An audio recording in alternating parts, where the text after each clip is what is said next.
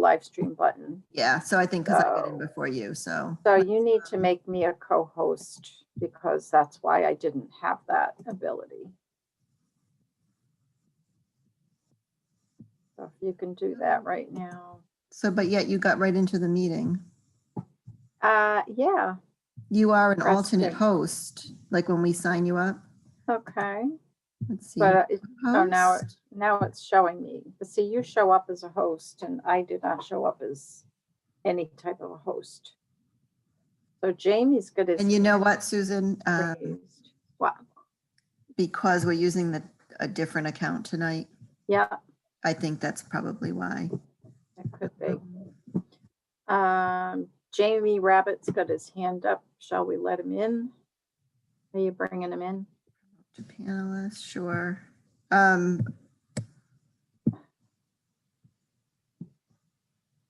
Hey, Jamie. And Jess Rose is telling me she's in the waiting room. It's been in there a little while. Get her in. hi, Thank you, Susan. Deb. Hi, Deb. Hi there. So Jamie, I think we were going to have all the staff in the attendee, and then as you need to be brought in, Rob will have you come in. Yeah, that was just my question is, are Yeah. we standing by? So I'll be standing by then. Stand by. All right, we'll put you Thank back you. in. Thanks. Okay, I don't see Abel. Oh, there's Rob. Let's let him in. I'm gonna grab Rob, Okay, but I don't see Abel. I don't either. Jess, sorry we made you wait. Trying to get it together. No worries. I was in the sustainability committee meeting too, so I didn't know if I was using the right link. Trying You're to good, jump, you're good. jumping from one to another. Maybe it's that, was Abel in that meeting as well, Jessica? I'm not sure. I was using a different device that only lets me see one person speaking at a time. So I'm not sure. Okay, I'm bringing Rob in Okay. again. I don't know if we bumped each other trying to bring him in.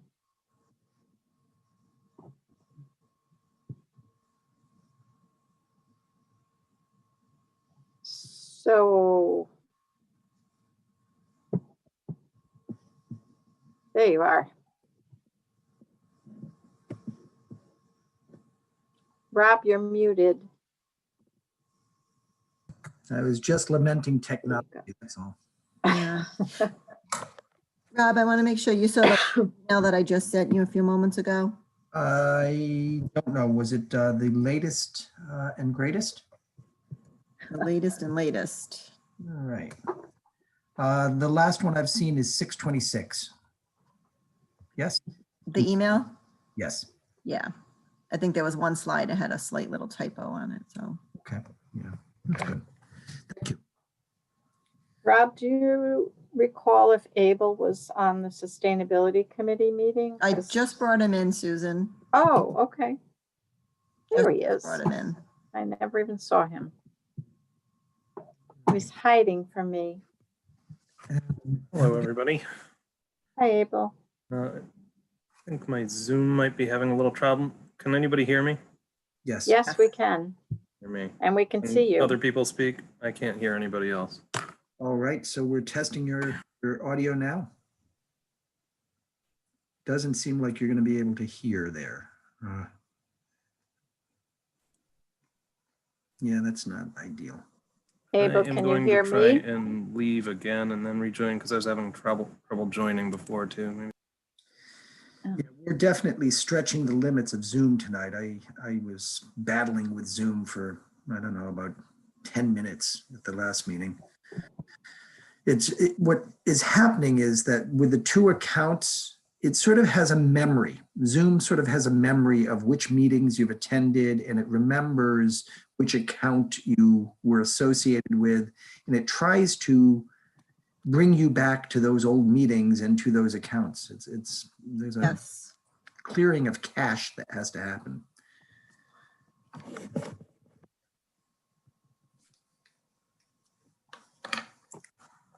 All right, Abel's rejoining. And have we got Zach on video? Is Zach around? Zach is here, yes. Right. There he is. I am here. Can you hear me? We can hear Yes, you. we We can. can see you. You look sharp, man. That's good. Thank you.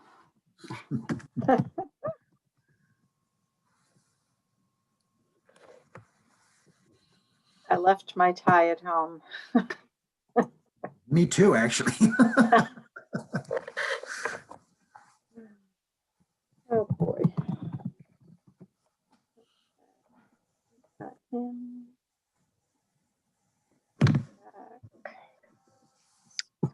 This is the best I'm gonna do. Can everybody hear me now? You can be Yes, heard. we can.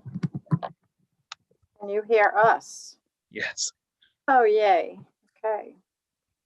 All right. Well, we have gotten past 6:37. I'm sorry for those technical difficulties. Let me call up the agenda on my other computer now. And we are recording and we are live streaming, so you are good to go whenever you're ready. All right. Well, welcome everybody to this work session of the South Kingstown Town Council. This is our second meeting to discuss the capital improvement program for 2021 through 2022 to 2026, 2027. Our first order of business is the pledge to the flag. Susan, would you please lead us in that? Certainly.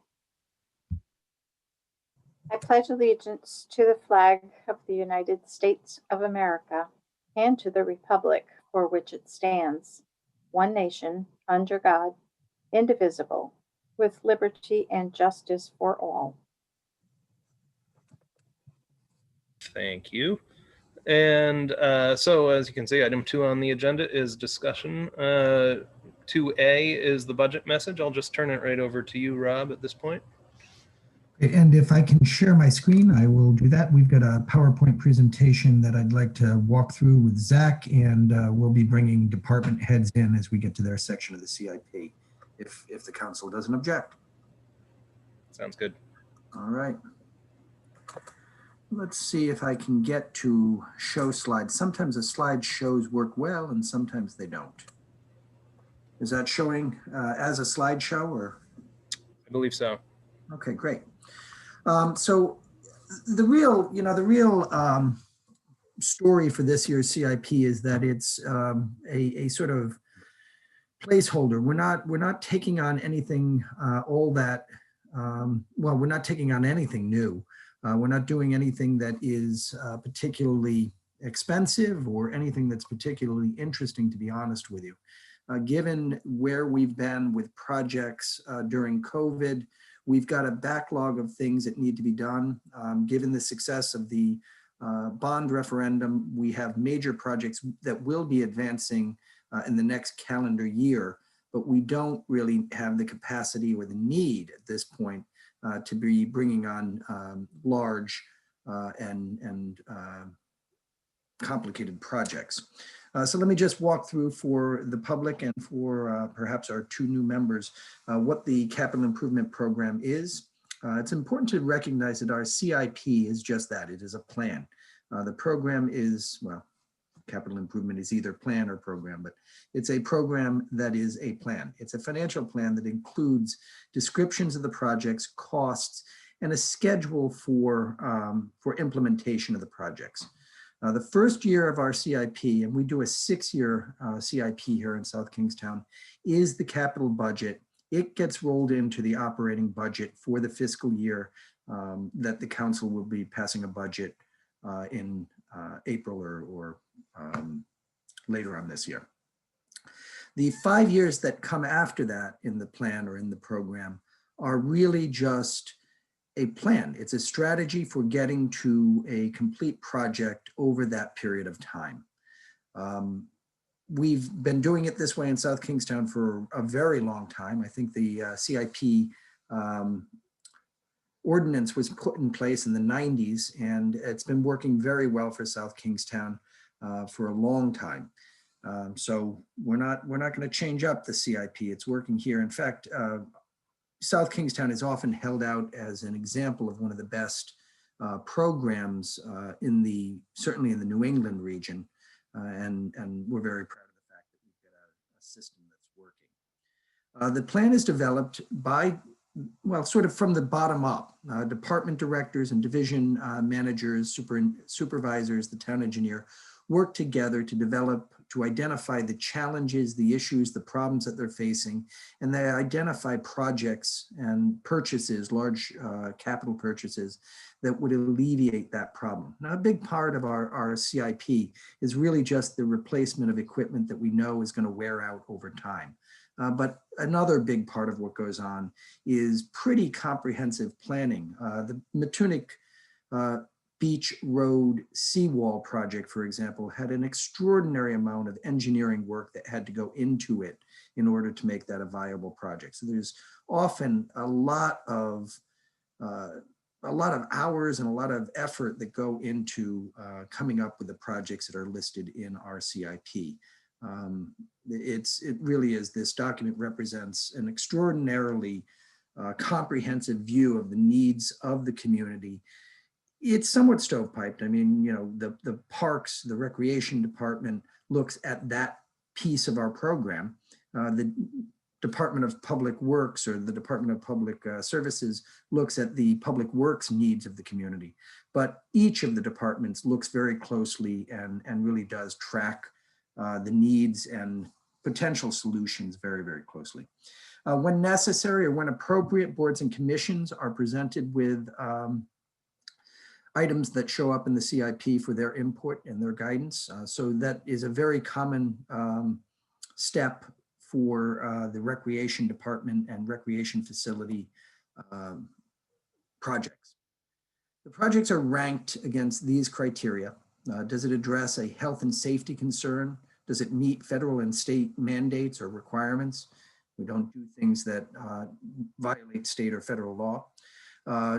Will it help secure funding from the outside to reduce the tax burden? Is it affordable? If it's not an affordable project, we won't do it. And that's true whether it's, you know, it's a project we need to go out to bond for, or it's a project that we can fund by incrementally setting money aside over the 6-year period. But affordability is key. When we run into projects that are not affordable, we look for ways to split them up. We look for ways, we look for alternative ways to solve the problem. So everything that we bring to you in the CIP is something that we've determined can be funded. Now, that isn't to say that the council can't override us in that determination, but we don't come to the council with projects that we think are not cost effective or not affordable. The preservation of infrastructure is a big part of what we try to do with the CIP. It's the replacement of equipment and making sure that we're doing building and road infrastructure maintenance.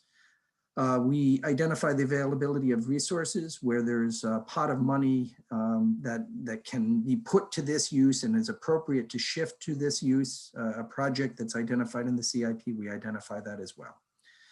And then we do ask the question, what happens if we do nothing? If we don't take this project on, if we leave this alone, if we don't address the issue, what is the consequence of doing nothing?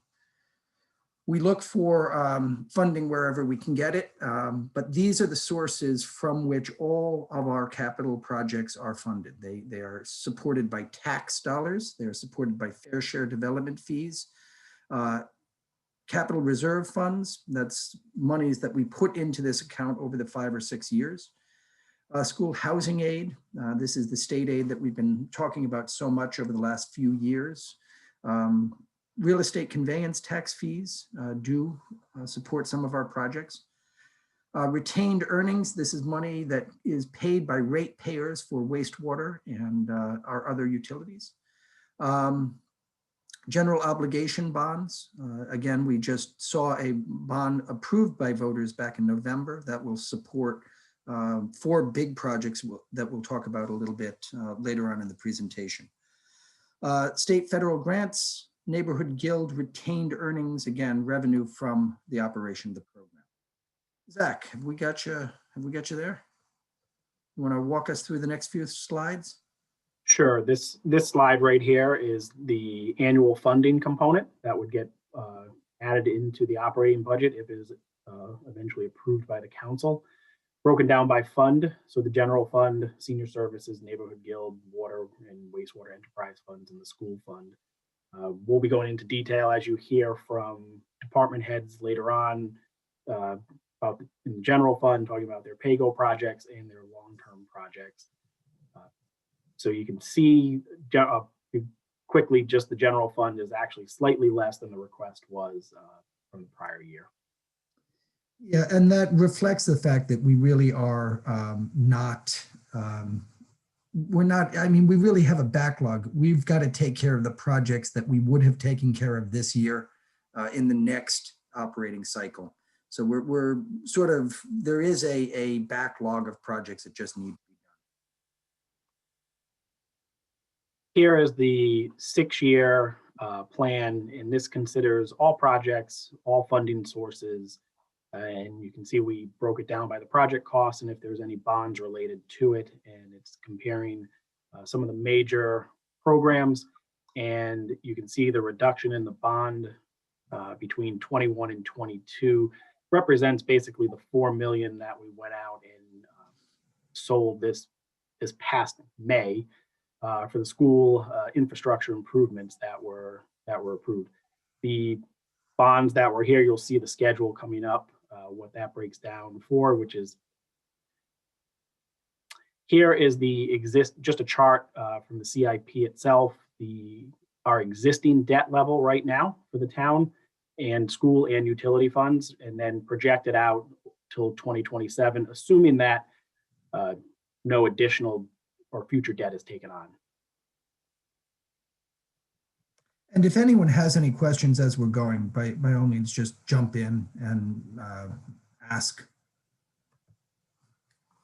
This is just breaking down, taking some of the debt per capita and comparing it, and that is looking at gross debt and net debt.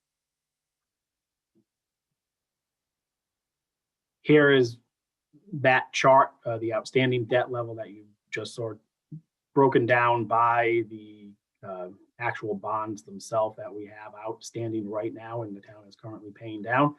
So you can see in this past fiscal year, our total debt was about $13 million, 12 million for the general fund if you back out the utility funds. And assuming no other debt would be taken on, you can see how it progresses down to 2027. We've talked about some of the major projects that would be coming up that would be bond funded. One is the $6.5 million that was just approved this past November by the voters. And the biggest component that has been discussed for several years now would be the $85 million bond project or total project for the school and bonding the $78 million for that. Here is just a calculation of, what it would look like for debt service in year 2022 and then out in 2028 with some projected numbers for what the average house assessment would be. So this represents sort of bookends, if you will, around the large projects that we've contemplated bonding for. As of right now, the $177 a year per household is without the school projects and without the infrastructure improvement projects that were the subject of the bond back in November. The $288 represents the declining debt that we have today, but the additional debt that comes on with the infrastructure projects that we bonded or that were approved to be bonded in November, plus the school project. $288.12 is is the portion of a property tax bill that would be attributable to debt service for everything bonded other than the utilities.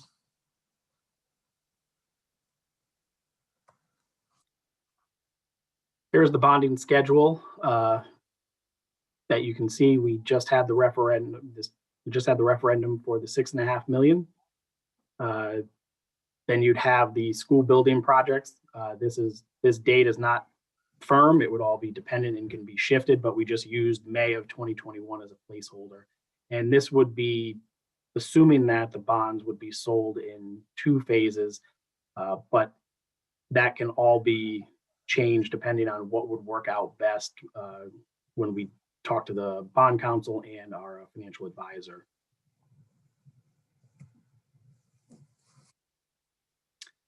And then the fair share development fees, currently right now, the program is suspended for educational facilities, and we are still continuing them for open space, conservation park, and recreational land. This is one area that there's really room for discussion. The suspension of the educational facilities fair share development fee corresponds, that date, July 1, 2017, corresponds to the retirement of the bonds associated with the construction of Broad Rock Middle School. Given that we are likely to see significant bonded debt for the schools, reinitiation of this program may be warranted, and we'd like to, have some input from the council on thoughts around that.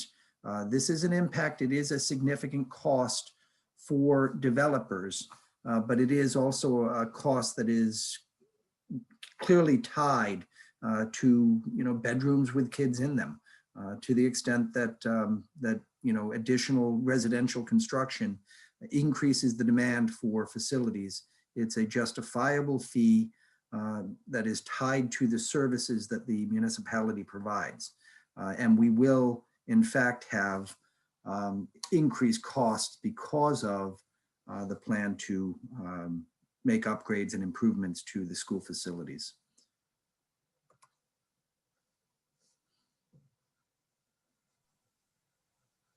There's just the calculation of how we derive the fair share development fees and listing 21 versus 22.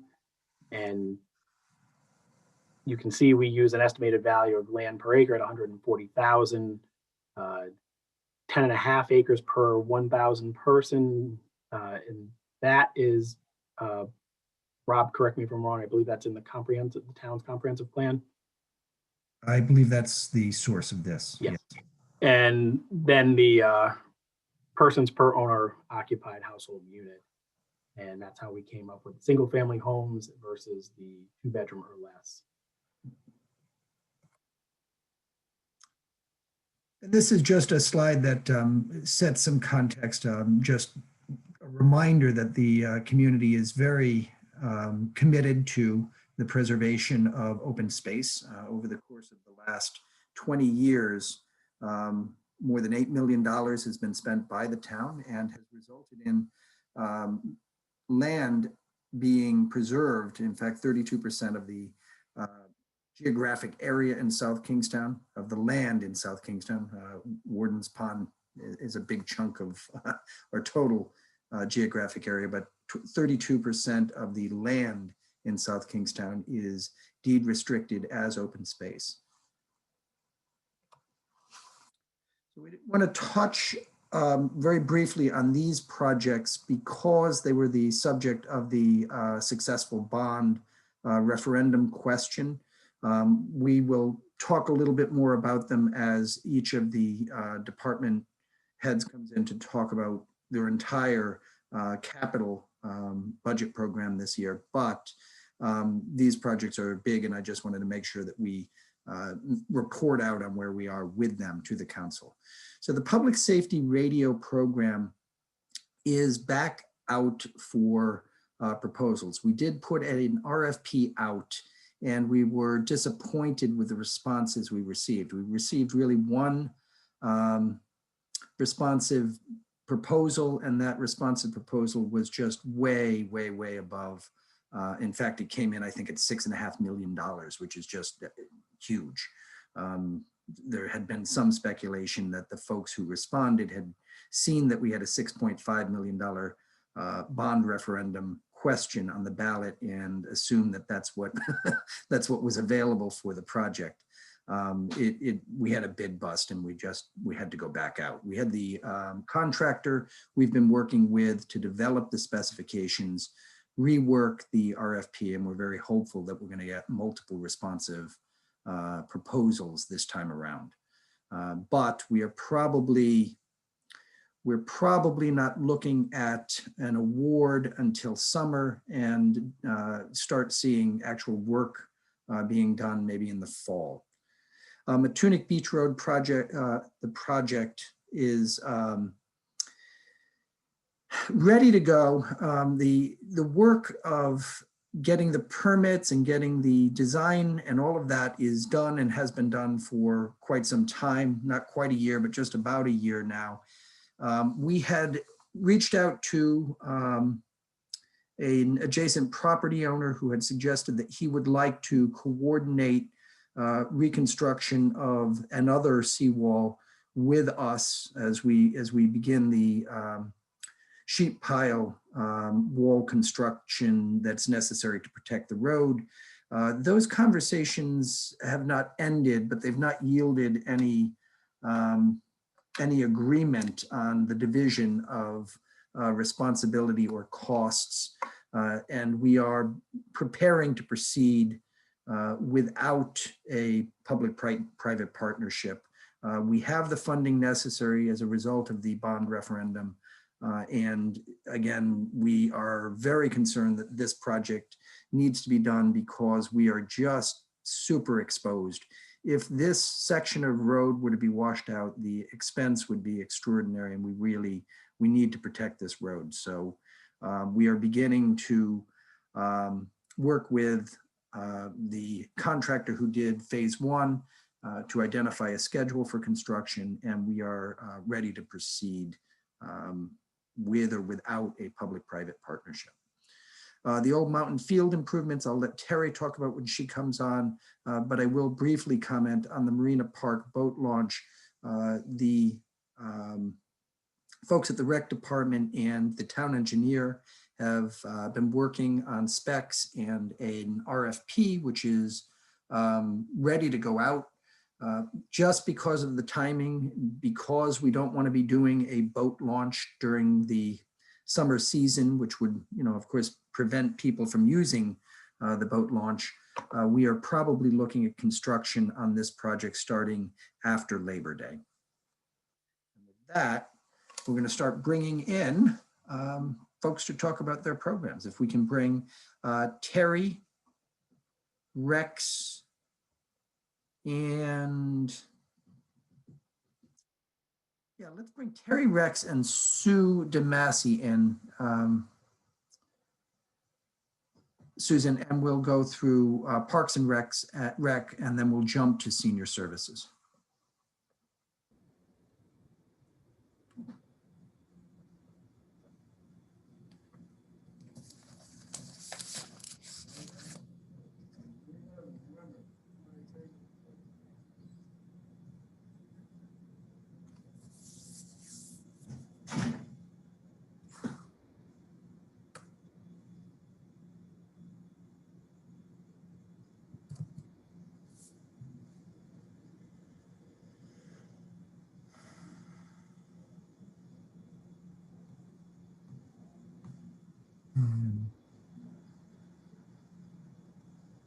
Looks like we're just waiting for Rex's video. I'm not sure if there's a problem with it. Yeah, I don't know why, Terry, but I couldn't get the camera to work on this today either. And I go to video settings. Okay, so you're in the meeting now, Rex, anyway. So as long as you can hear us Yeah. as we go through this, I think we should be good. Rex, if you are on a laptop, you might have a little slide button on the top of the laptop that opens up the camera.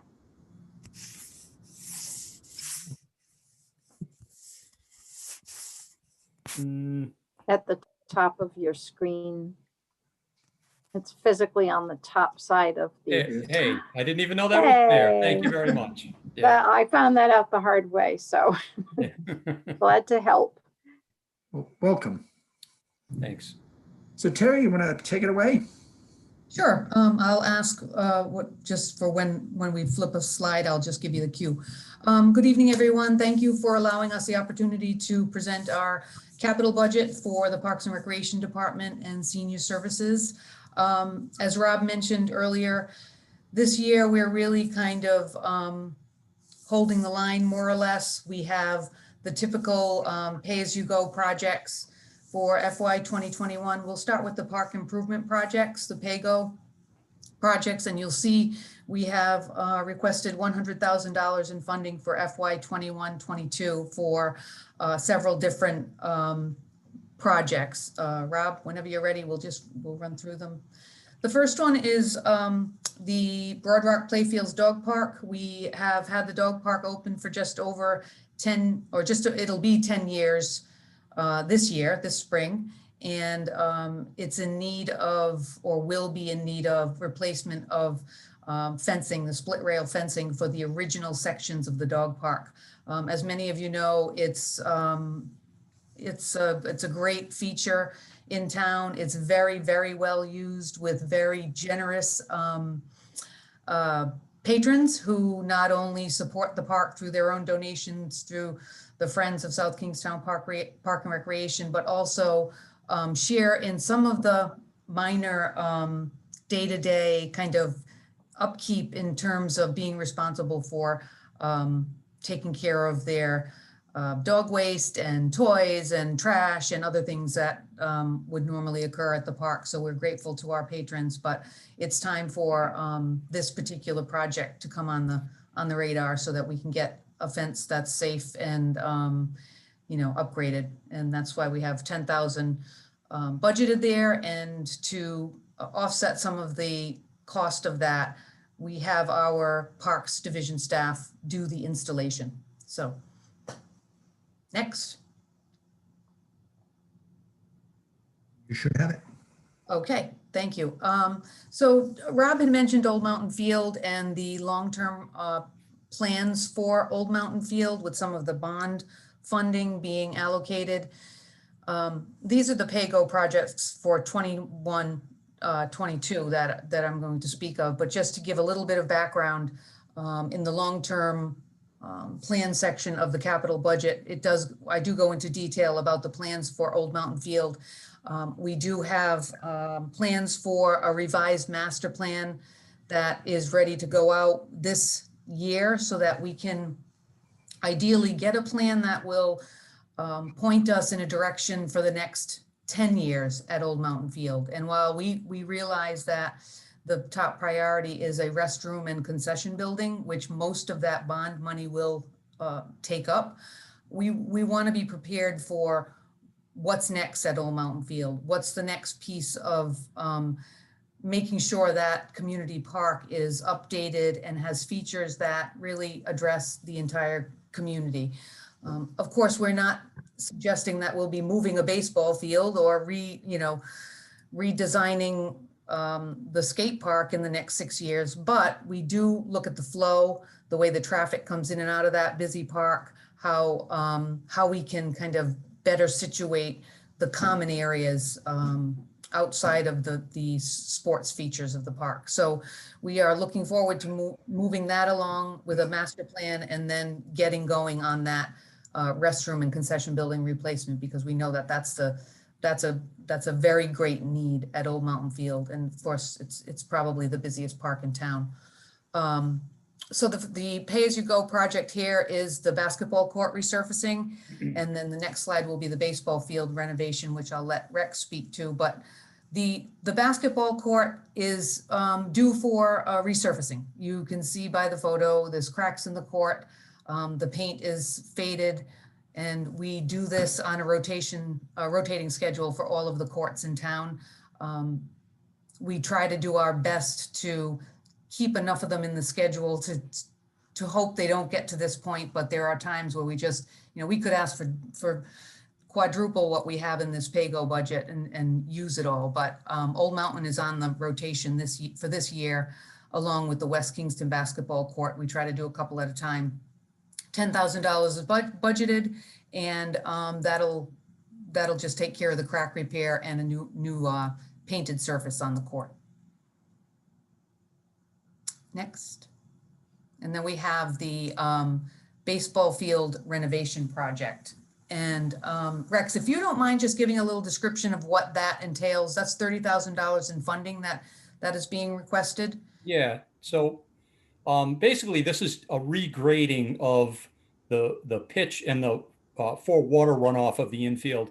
Currently, the way the field is pitched, over years of adding infield mix to the infield area, we've actually made parts of the infield higher than the dugouts. So after every rain event, we've got puddling in front of the dugouts. We've got water running down the hill in front of the bleachers that sits at home plate area.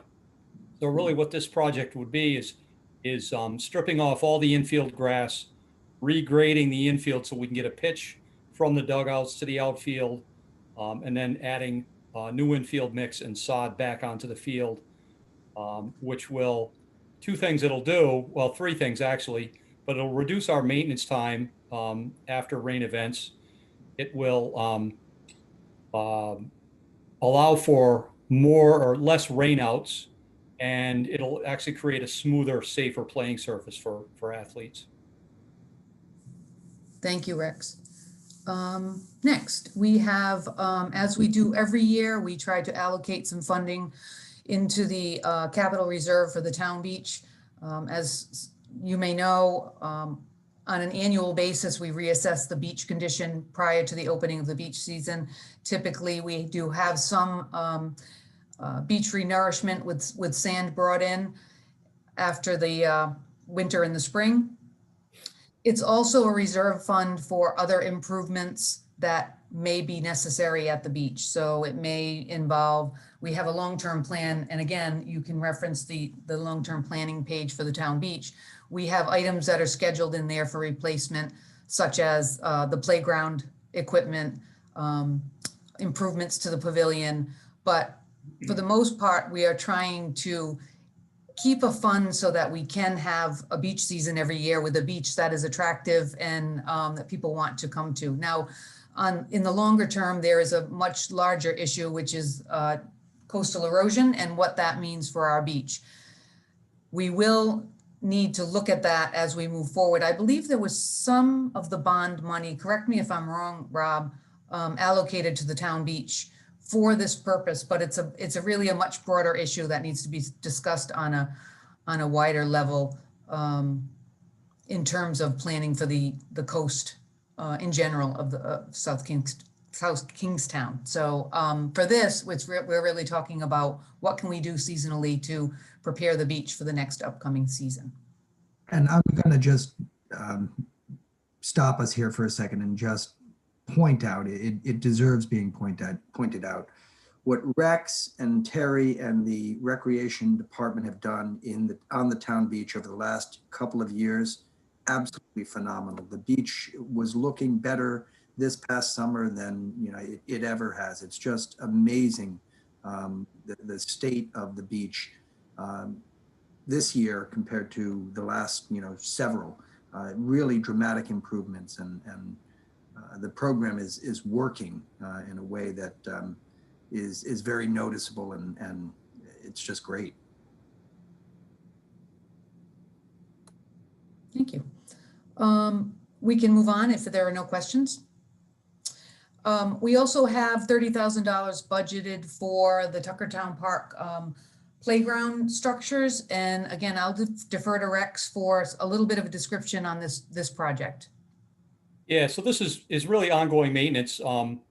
We did, back in 2014, we replaced a number of components on this playground that were worn out. And really, this is just a continuation of replacing the remaining components that we didn't replace back in 14.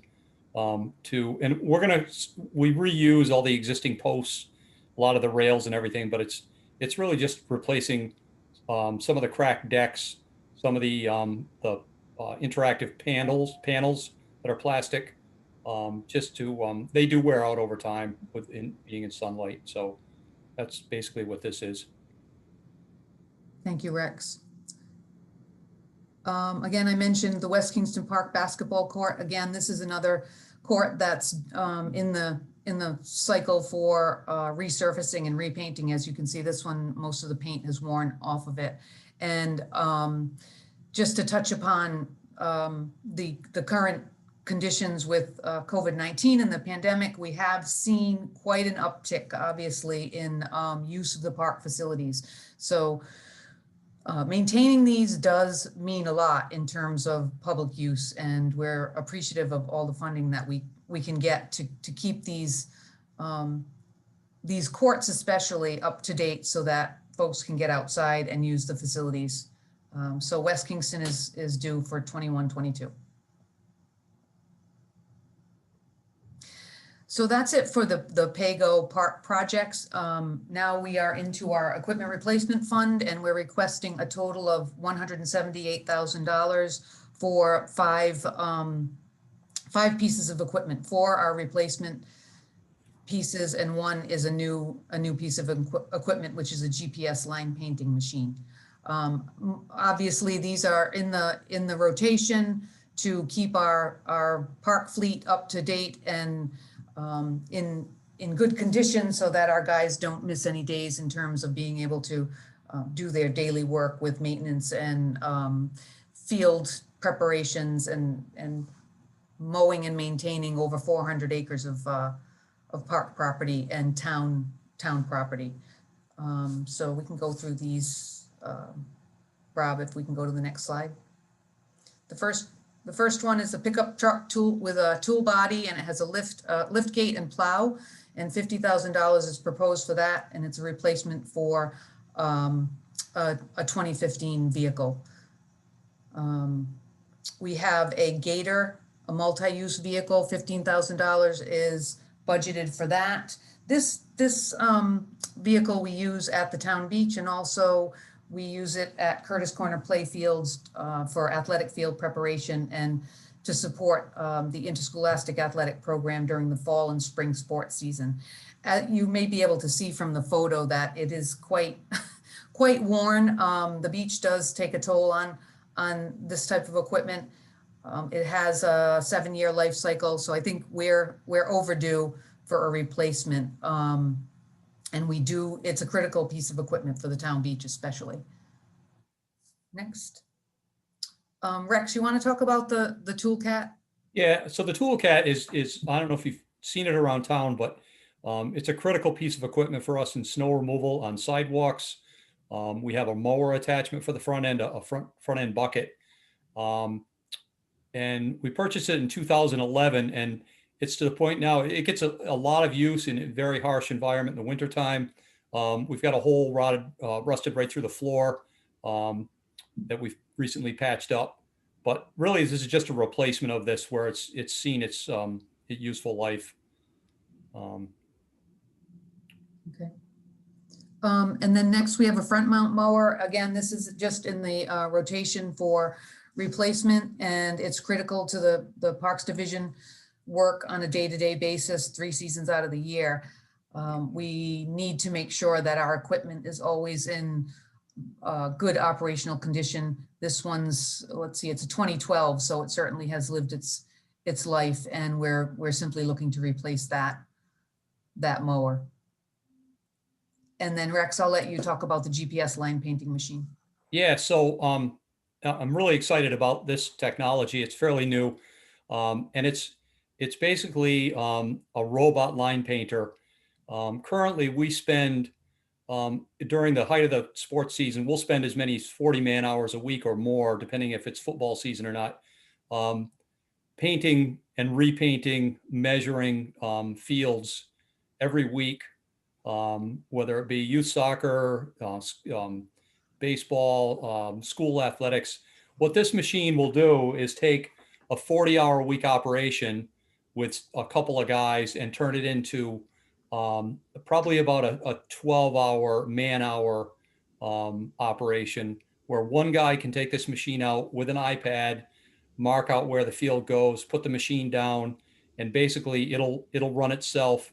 And those 2 people that would normally be painting can be doing other tasks in the park while this machine is out painting. The other thing about it is it has a lower pressure paint. It uses a different formulation for paint, so it uses a lot less paint, which means less storage and less money for paint. I've actually seen this in action over at URI. I think they have a second one now, and it's really transformed their field painting operation over there. Thanks, Rex. So that's it for Parks and Recreation for 21-22 for pay-go projects and equipment replacement. So Are there any questions?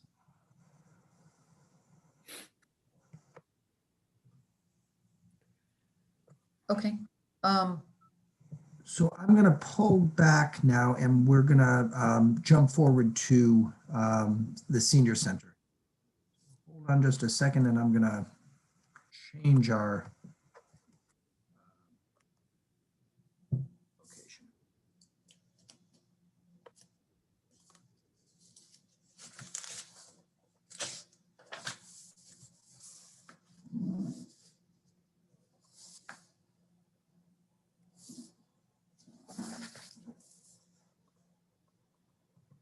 All right.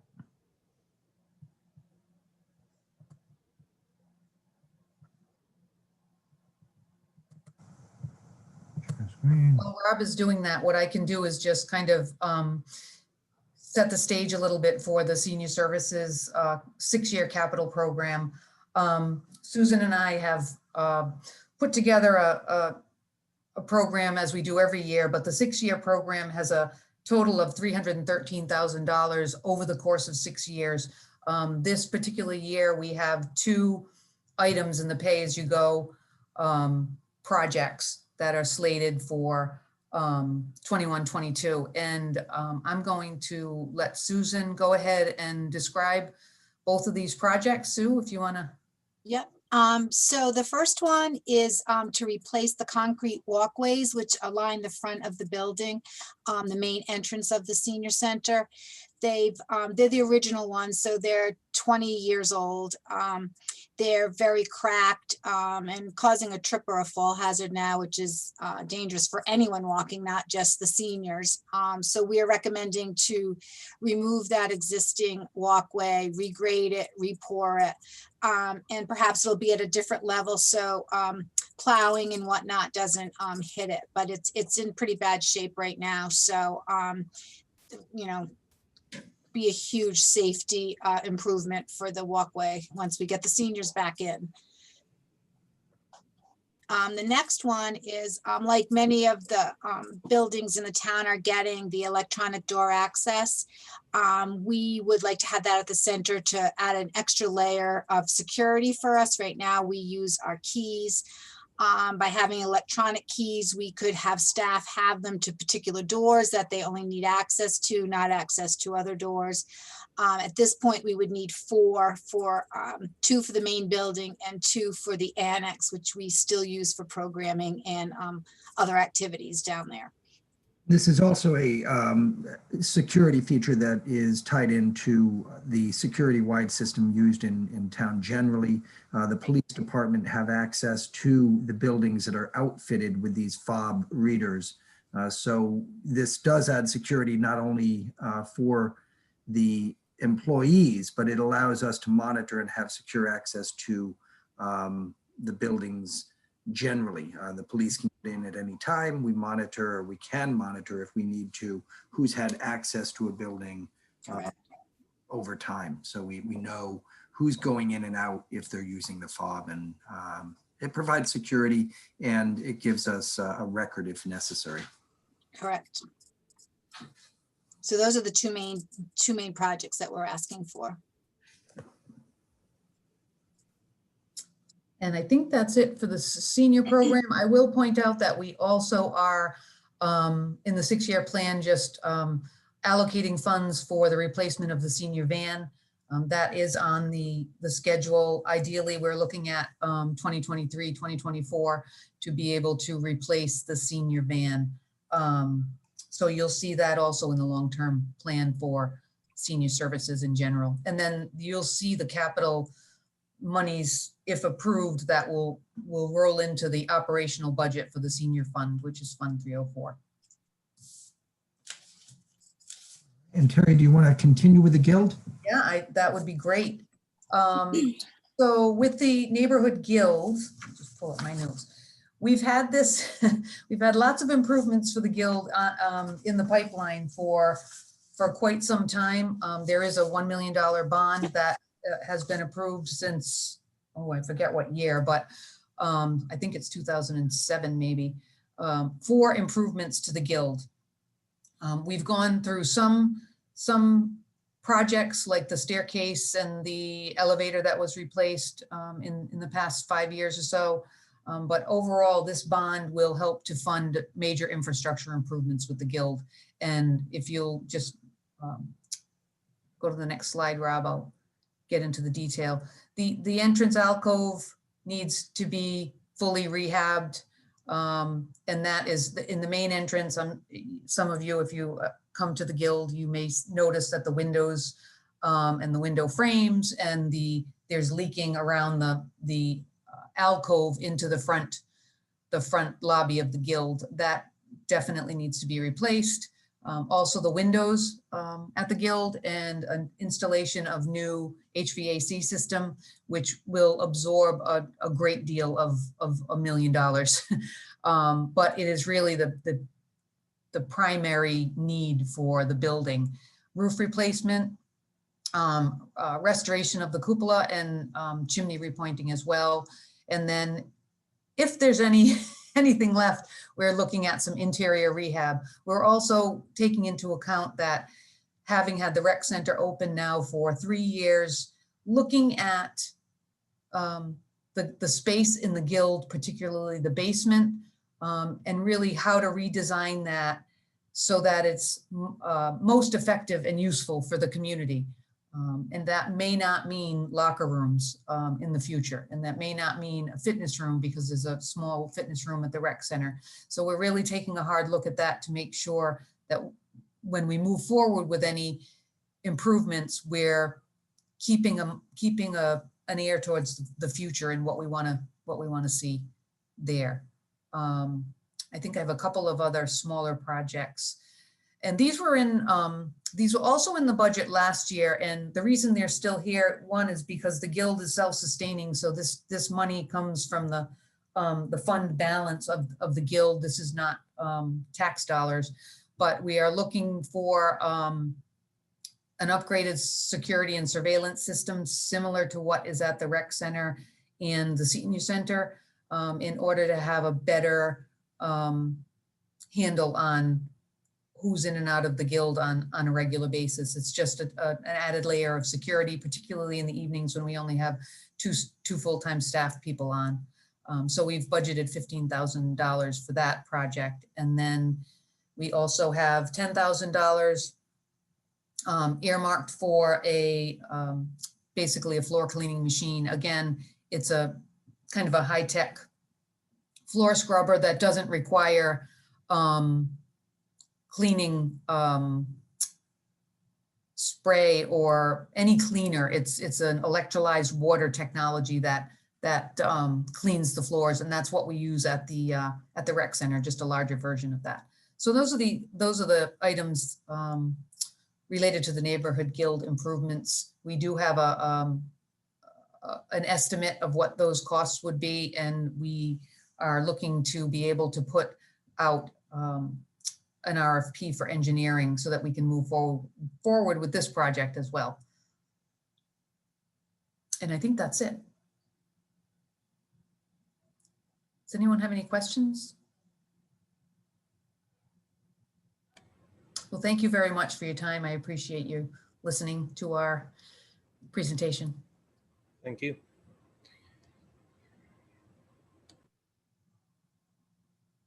If we can bring John in, that would be great. And we'll find out if John has any robots that he's trying to bring into the inventory.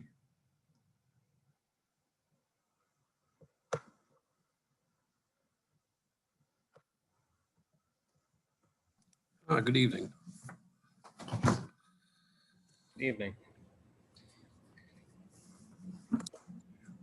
I'm going to pull these slides up in just a second, John. I'm sorry. Okay.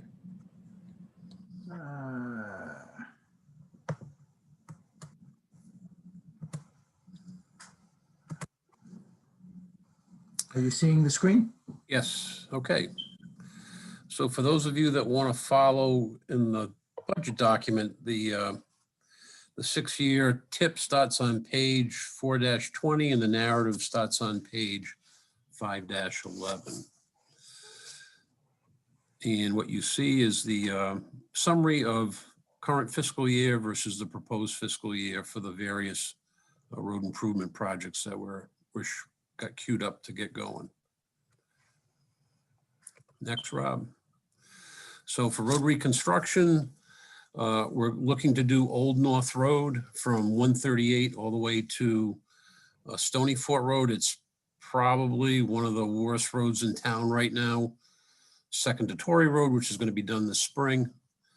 One thing I'll note is we are trying to work with the university to secure drainage easements on that portion from Flag Road to Stony Fort Road, and primarily because the road's in such poor condition because there's no defined drainage system up there, and we want to get the water off the road. Water standing on a road is not a good thing. So we have been in discussion with the university about trying to secure drainage easements from them. We hope that they'll be amenable to that, especially since this road is a major means of getting to URI from the northern part of town.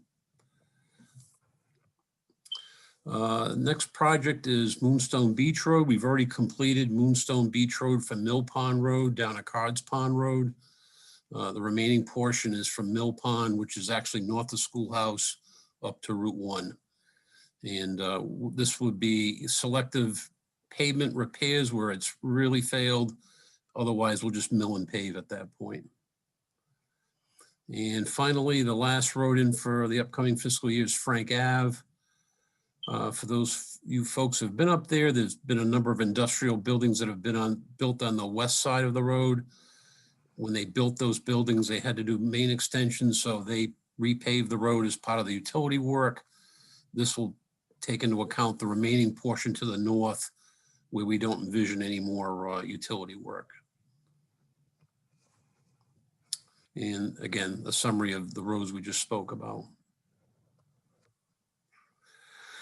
TMDLs, we're still plowing along with our TMDLs, and just for way of background, the TMDL, the acronym stands for Total Maximum Daily Load.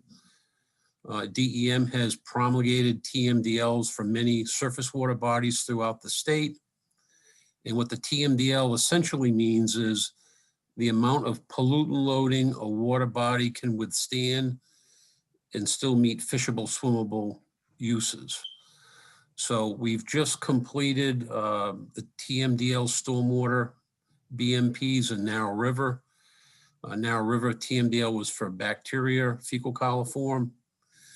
We are now just received proposals this past few weeks ago for Green Hill Pond, which also has a TMDL for fecal coliform as well. So we're looking, it will be before the council, hopefully in the near future, to award the engineering contract for designing stormwater improvements in the Green Hill Pond watershed. One thing I want to mention also, even though there's a TMDL for fecal coliform in Green Hill Pond, the pond is also impaired with nitrogen, even though there is not a TMDL to date for nitrogen. So we're hoping to capture and treat some of the nitrogen as well as the fecal coliform. And I also want to make mention that we did get a $100,000 grant from CNAP, Southeast New England Program, which we have to match with $100,000, of which I want to recognize the Friends of Green Hill Pond are paying for a portion of the town's 50% match as well. So we've partnered with them, and they've been very helpful to date with the project. Matunic Beach Road. So we've completed phase 1 back in 2018. And for those council members that have been down to Matunic Beach Road, the erosion continues. It's now working its way to the west and within 8 or 10 feet of the road pavement. So the second phase will run from the western terminus of the phase 1 of the wall all the way to the Matunic Trailer Association property, approximately 350 feet. So We're in preliminary discussions with Narragansett Dock Works. They were very easy to deal with phase one. They've conceptually agreed to hold their pricing for phase two.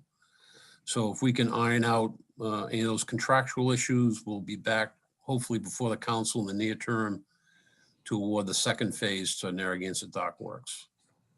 The only thing I'll mention is the lead time for the steel sheet piles can be rather long. It depends on when the mills are rolling the sheets.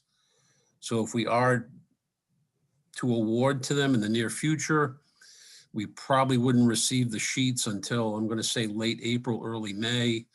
We obviously do not want to be working down there between Memorial Day and Labor Day. So the goal would be to get the materials staged on site in anticipation of a Labor Day start. And if they could get started Labor Day, they should be complete before the following Memorial Day of 2022. That would be the goal. And similar to Terry, we have a regulatory requirement from the CRMC Ascent that we have to do beach replenishment seaward of the seawall, which we do every year in May prior to Memorial Day. That's for the $20,000. And if we're also trying to reserve some money in case we have to do seawall repairs in the future. And the ascent for phase two of the wall will also require annual beach replenishment. Bridges and dams, we've got about 20 bridges and culverts in town, and we do inspect those every couple of years. We're asking for $35,000 in the upcoming fiscal year for the bridge inspection program. And we've got 7 earthen stone dams in town that we have to maintain. And again, we have nothing urgent that has to be done for repair of the dams. They're all in pretty good shape, but we do try to provide a reserve so when the time comes for repairs, we can make them. We're asking for $20,000 for next year for the dam reserve fund.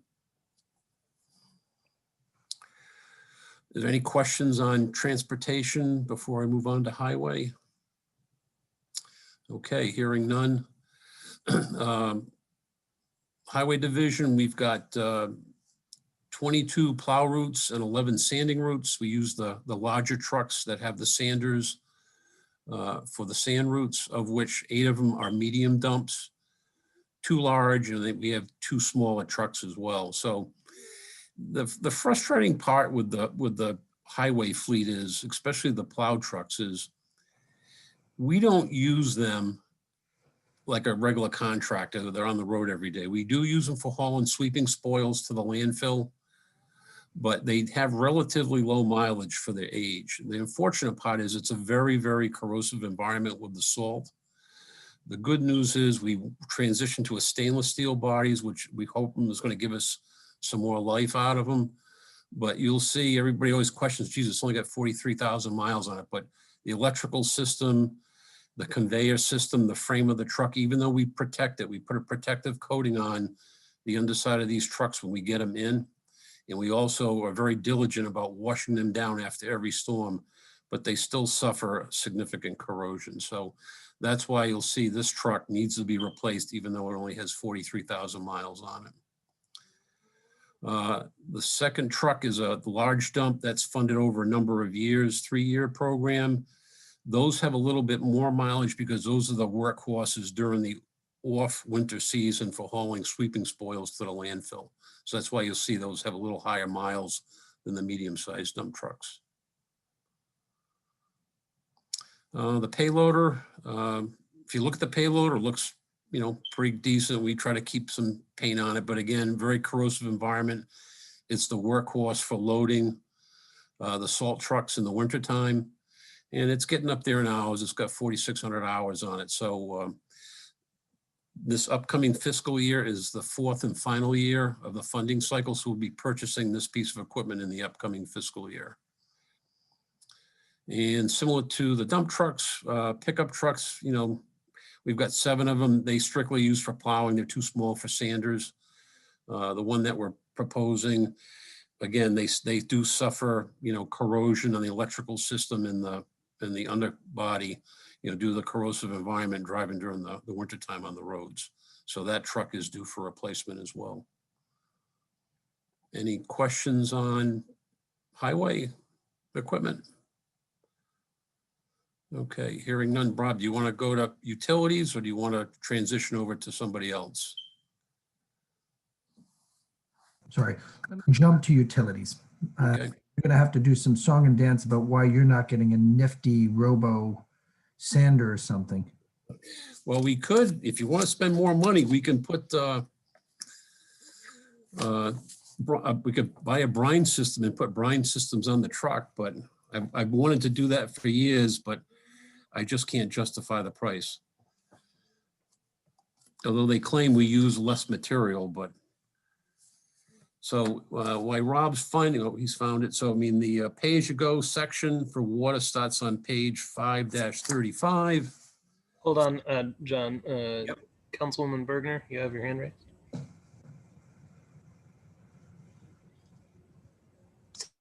So before we go, so at our first meeting, John, we approved the purchase of one of those 6-wheel dump trucks just randomly. And it always stuck in my head because it was my first meeting and I said, I spent $160,000 on a big truck.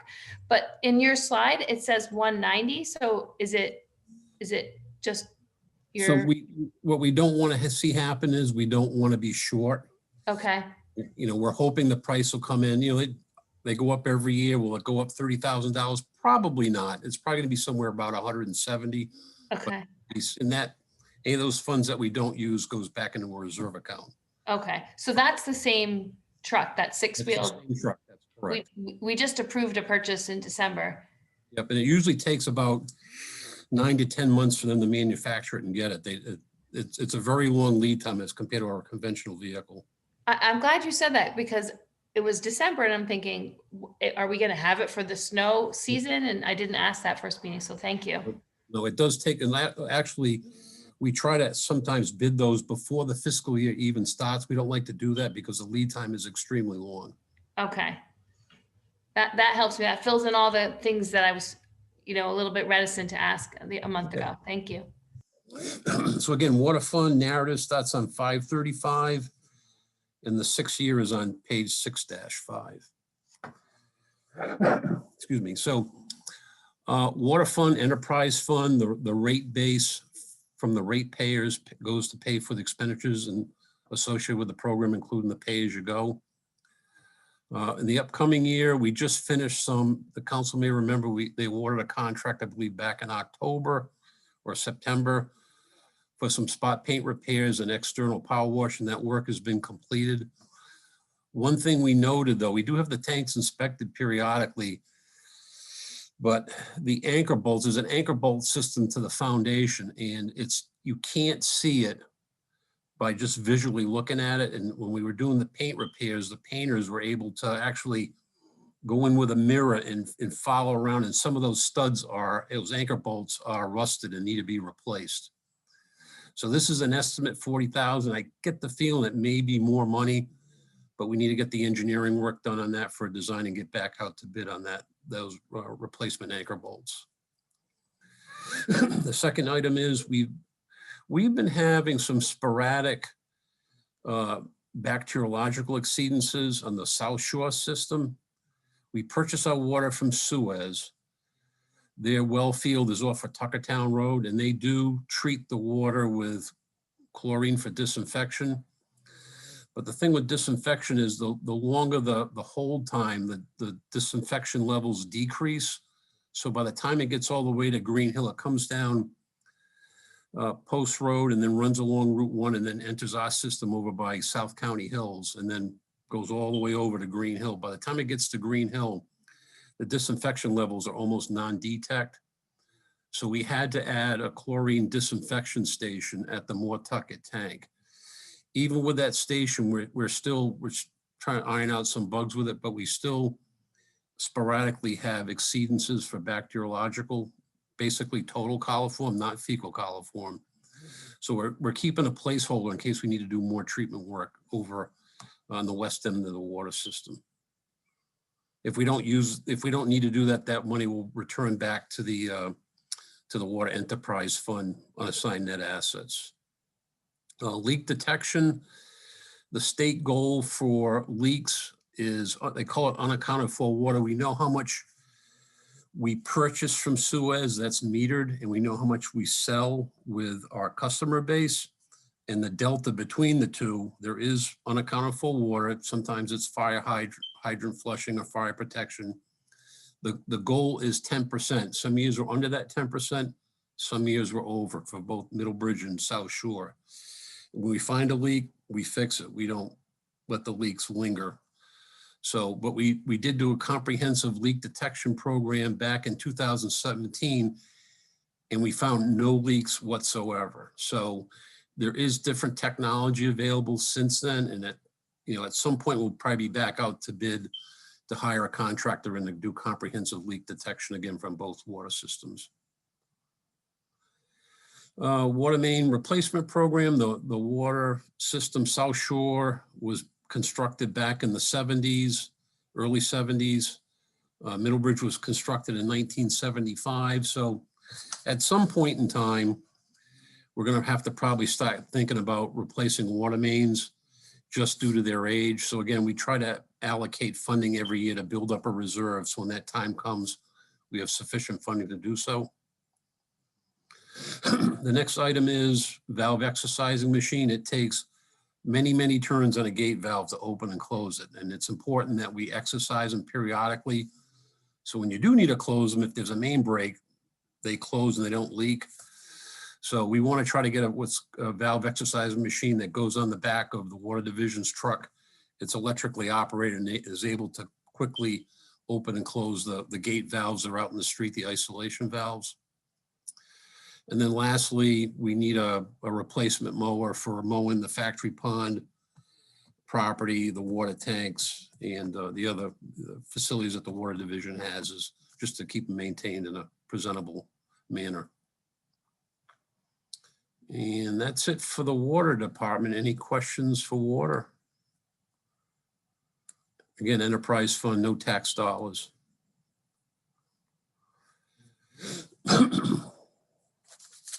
Okay, on to wastewater. Hold on a second, John. Councilwoman Bergner. So, John, can you just give me a little bit more of an explanation? I'm not sure I totally understand the enterprise fund for the water and the wastewater. Can you just give a little Sure. basic? Sure. So, yep. So enterprise funds, I guess my analogy would be that it's their own little business. We don't take any tax dollars. So the revenue that we receive from the ratepayers goes to pay for the operating costs. So if the operating costs start to increase, then you'll see us come back when the operating budget comes to ask for increases in the rates. For example, every year, it seems like our tip fees for sludge, for wastewater, and the incineration fees go up. So wastewater more so, we've been trying to keep up every year with a small rate increase rather than using retained earnings to make up the difference and then get hit with a bigger single rate increase. I'd rather do it incrementally than do it all at once. So again, we use no tax dollars for either program. The revenue that we receive from the ratepayers goes to pay for the cost of operations. Does that help you? Yes, a lot. And then another question about, so how do you plan for new developments in water? You know, everyone's outraged about the water issues in the summer. And so how does your department plan for all the new developments in water? So when we talk about water restrictions, here's the difference. The southern end of the state, essentially from North Kingston south, we rely completely on groundwater supplies. And groundwater supplies do not have the vast reserve that a reservoir system like Providence or Pawtucket or Newport has. So if we were to consider, and I'm not suggesting that we do, be able to mitigate and not have water restrictions, we would have to, 1, develop new sources of supply, 2, develop more storage. And unfortunately, that storage is only for 3 months a year. The rest of the time, we don't need it. And the cost of that, the storage and the source of supply, is going to be borne by the ratepayer. So do the ratepayers want their rates going up to have, you know, irrigation for their lawns? I mean, as a water supply, I've got a philosophical problem with that, that we're producing water that meets drinking water standards for, you know, to have a green lawn. I mean, some people feel that's important. I mean, my suggestion is, if, and it has been to many people, if you want a lawn like that, you need to probably consider putting in your own private well just for irrigation. But the cost would be significant for the ratepayers for us to, you know, come up with a new source of supply and build storage for the sole purpose of irrigation for 3 months a year.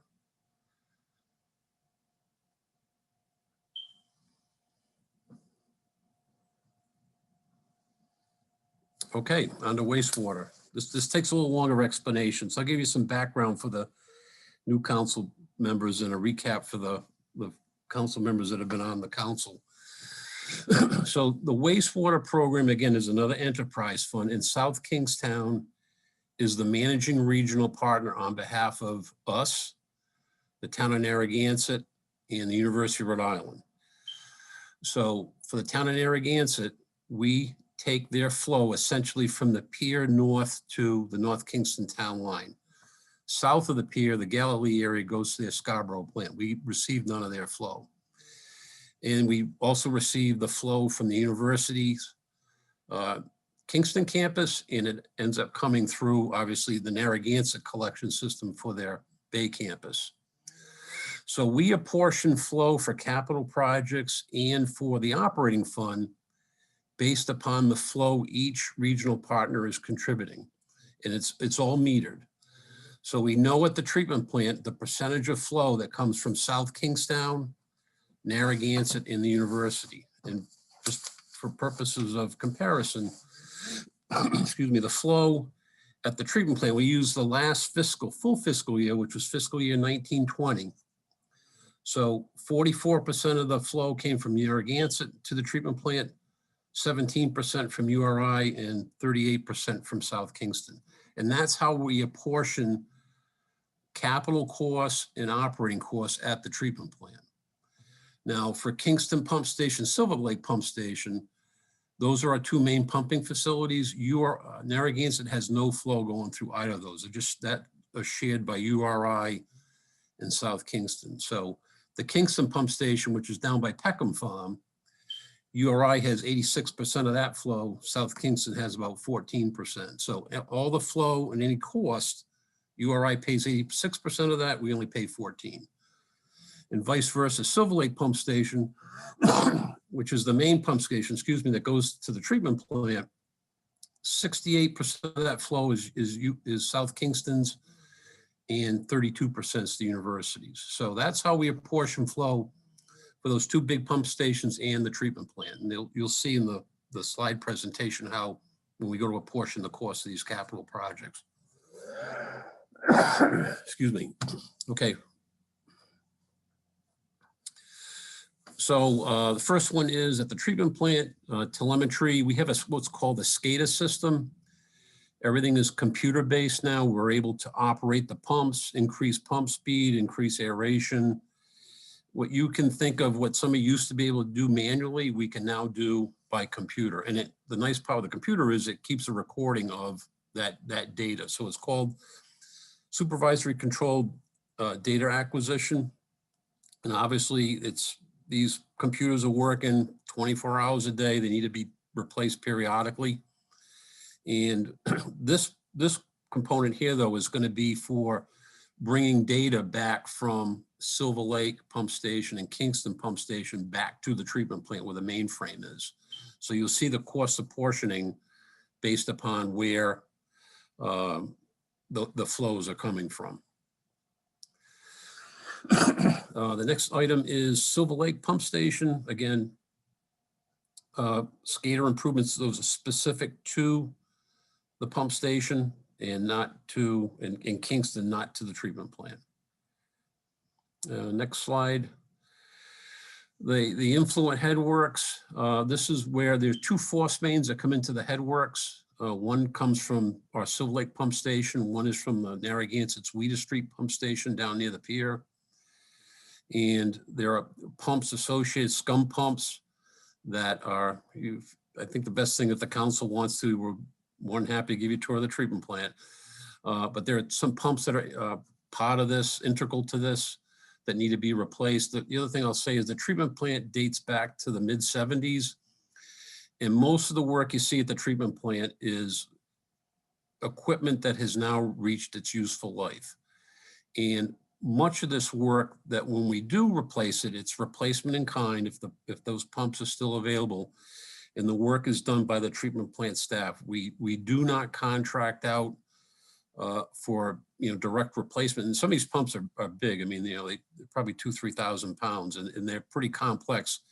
And we've got a very dedicated maintenance staff, very capable staff. So we do a lot of work in-house that other communities, other facilities probably farm out for third-party contractors. So again, this is 2 pumps at the influent. And again, you'll see here, because these pumps are at the treatment plant, we use regional partner flow at the treatment plant to a portion cost of which 38% is South Kingstown's. Chemical feed building, we were required by DEM a number of years ago to dechlorinate, remove the chlorine. We use chlorine for disinfection of the wastewater effluent. The line goes down, and that's the other thing I meant to mention. The treatment plant is on Westmoreland Street in Narragansett, behind Arturo Joe's down at the end. And the line goes from there, the effluent line, out to down the paper street of Westmoreland Street, out actually off of Tucker's Dock, down at the pier. That's where our outfall is, out in the ocean. And so when the plant was originally designed and built, we did not have a requirement for removing disinfection from the effluent. We now have a requirement to remove the chlorine after it's used for disinfection. And a couple of the tanks that we use to store this material need to be replaced. And again, the tanks are at the treatment plant, so we use regional partner flow at the plant to apportion the cost.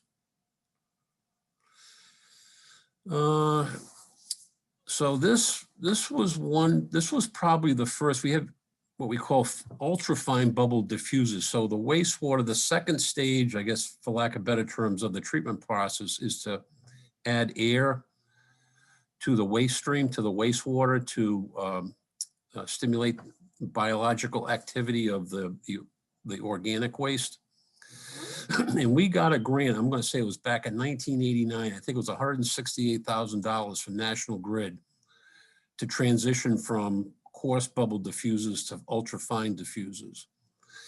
And that was a huge energy savings. And the treatment plant's probably the largest energy user of all the facilities that the town owns, primarily because of the aeration system. So it cut down our electricity cost.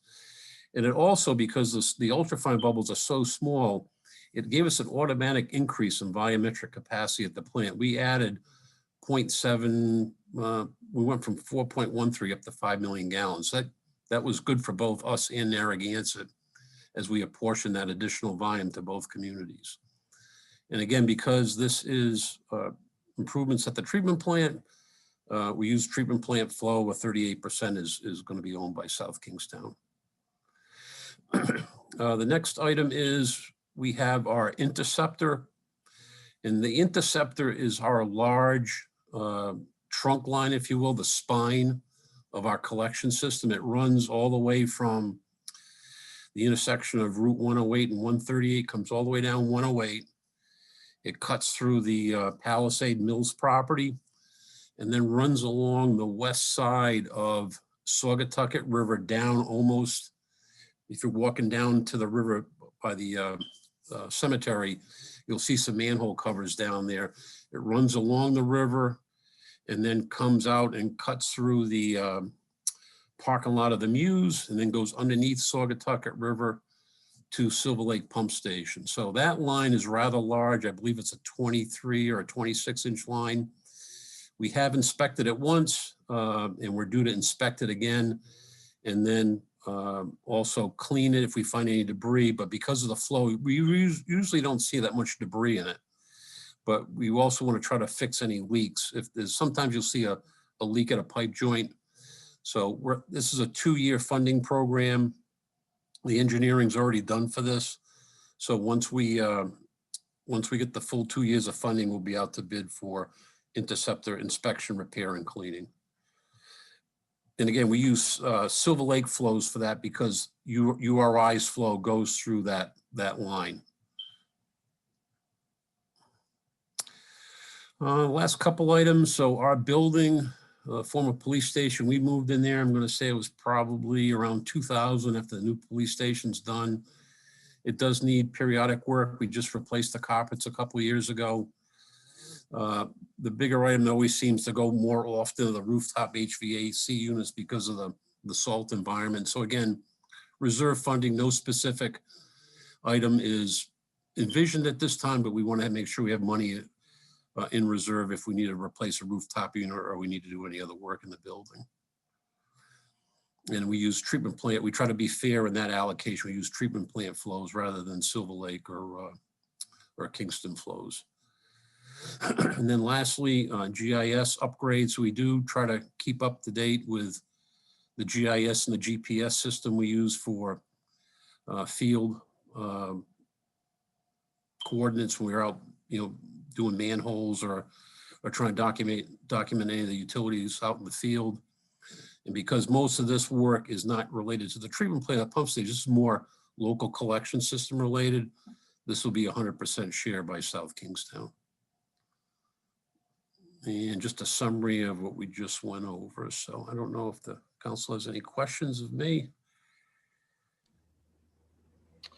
I'd just like to congratulate you and Kathy for winning that EPA award again, John. Another good year of work there.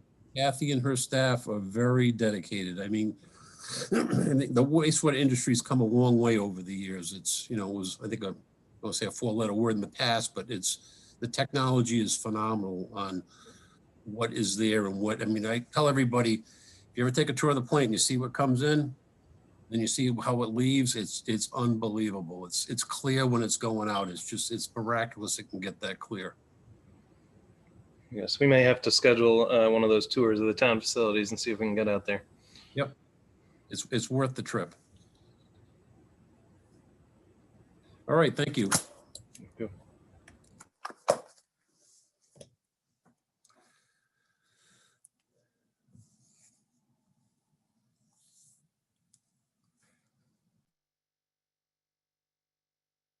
We should be seeing the communication systems maintenance program on the screen. And if we can get Lori Fox in, Susan.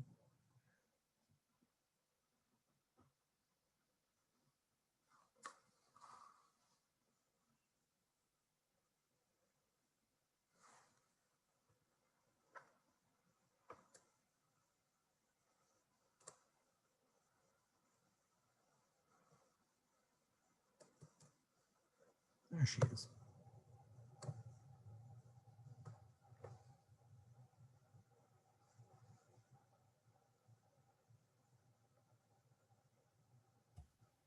All right. Good evening, everyone. I'm not Lori Robb, but I can certainly present this. Good. So welcome. Thank you, everybody. The first program that I'm going to talk about is the Communication Systems Maintenance Program. As we all know, dispatch at the police department is the lifeblood of what we do. We dispatch for fire, police, and EMS, as well as handle, basic routine calls of service, people walking in, needing information, etc. And we have to ensure that the equipment that we have in place is in good working order.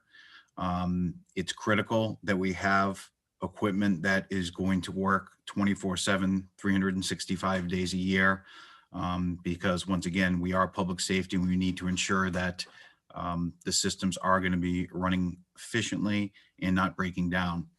All of that, as we have to also look at security of our building. So basically, in order to do that and replace equipment periodically, we like to put some money away and through these capital programs.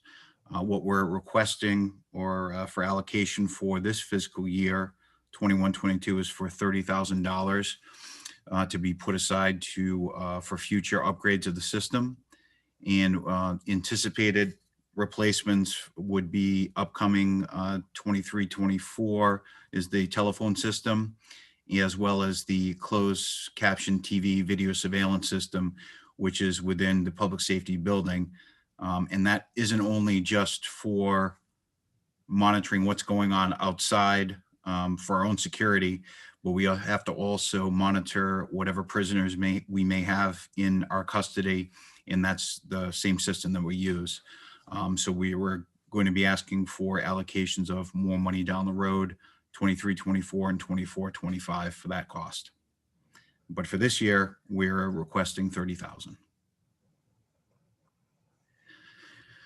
The next program is the Public Safety Building Maintenance Program. Our building is about 22 years old. It was built in 1998. I'm happy to say that our building is in phenomenal shape. Our maintenance people and our employees take phenomenal care of the building. We have other people that come and visit it from other police departments, and they can't believe how nice it is comparative to some other municipalities. So we're very proud of that. In order to ensure that it remains that way, we obviously have to prepare for that. And our next major project is going to be probably fiscal year 25, and that's to replace a roof. And the estimated cost of that is $150,000. So for this particular pay-as-you-go 2021-22, we're asking for $15,000. And Rob, I think there was one more, if you can go back for our computer systems. There we go. There we go. Thank you. The third program that we have here is our computer systems. Our police department relies daily, minute by minute on computers. We handle a lot of information, a lot of data, a lot of things of that nature. That's pretty much how we do everything at our department. So it's important that we upgrade network and firewall equipment periodically. Most of the stuff that we have on our network here is just about 6 years old, and it's past its lifetime. So for this year coming up, we're looking to request $20,000 towards the projects of replacing this type of equipment for a projected cost of $50,000. Future projects down the road are going to be, as you see here, server hardware and cybersecurity updates. And that's it. If anyone has any questions, feel free to ask. Thank you. Thank you. All right. Lori, before we, well, actually, let's jump and go through the slides as they are. I'm sorry. If we can bring Craig in, that'd be great.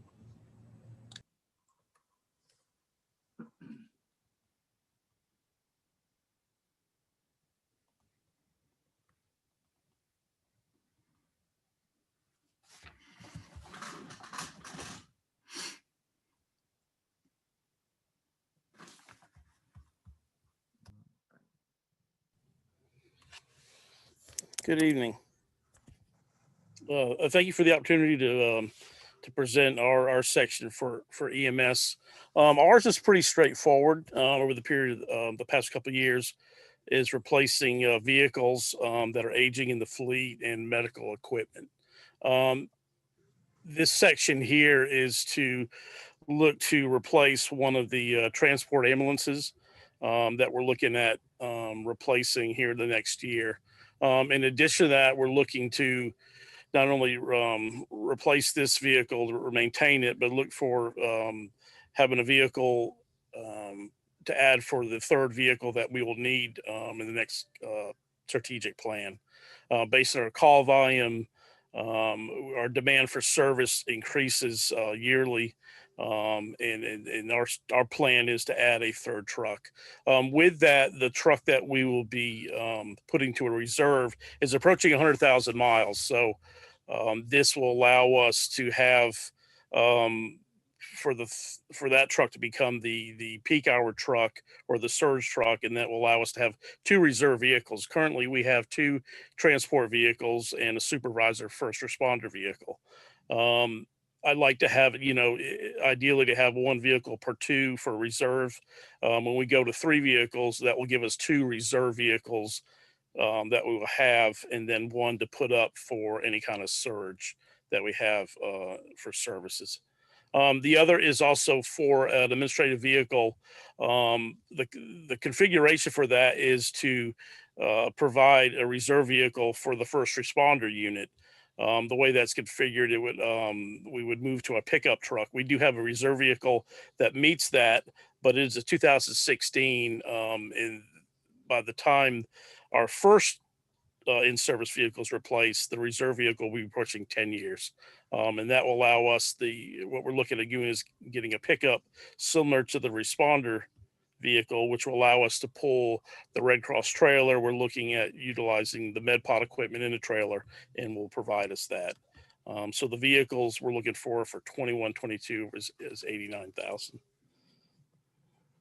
The next is our program to replace the cardiac monitors. We are on schedule to replace those. They generally have a 7-year lifespan. We have 3 in service that are 2012. We are currently replacing 1 now. We're in the process of doing that, and we're looking to replace the second one in the next coming fiscal year. It's important for us to have monitors that are in good working condition. The ones we have are very well. They're very well maintained, but we need to work towards replacing those. The other piece of equipment that we're looking to replace is called the Lucas chest compression device, and that does CPR, mechanical CPR for when we're on the scene. As some of you know, the protocol for CPR is we're on the scene for 30 minutes. And during that time, the device allows the paramedics to provide other emergency care while performing the actual CPR. Those devices need to be replaced. They're at their lifespan to do that. So that's what we're looking to do here in the next year. And then, of course, we're looking at replacing our stretchers. The total cost for that is $19,000 per stretcher. The stretchers are operated by battery pneumatics, so that reduces back injuries. Very important in our business. We're moving patients all the time up and down.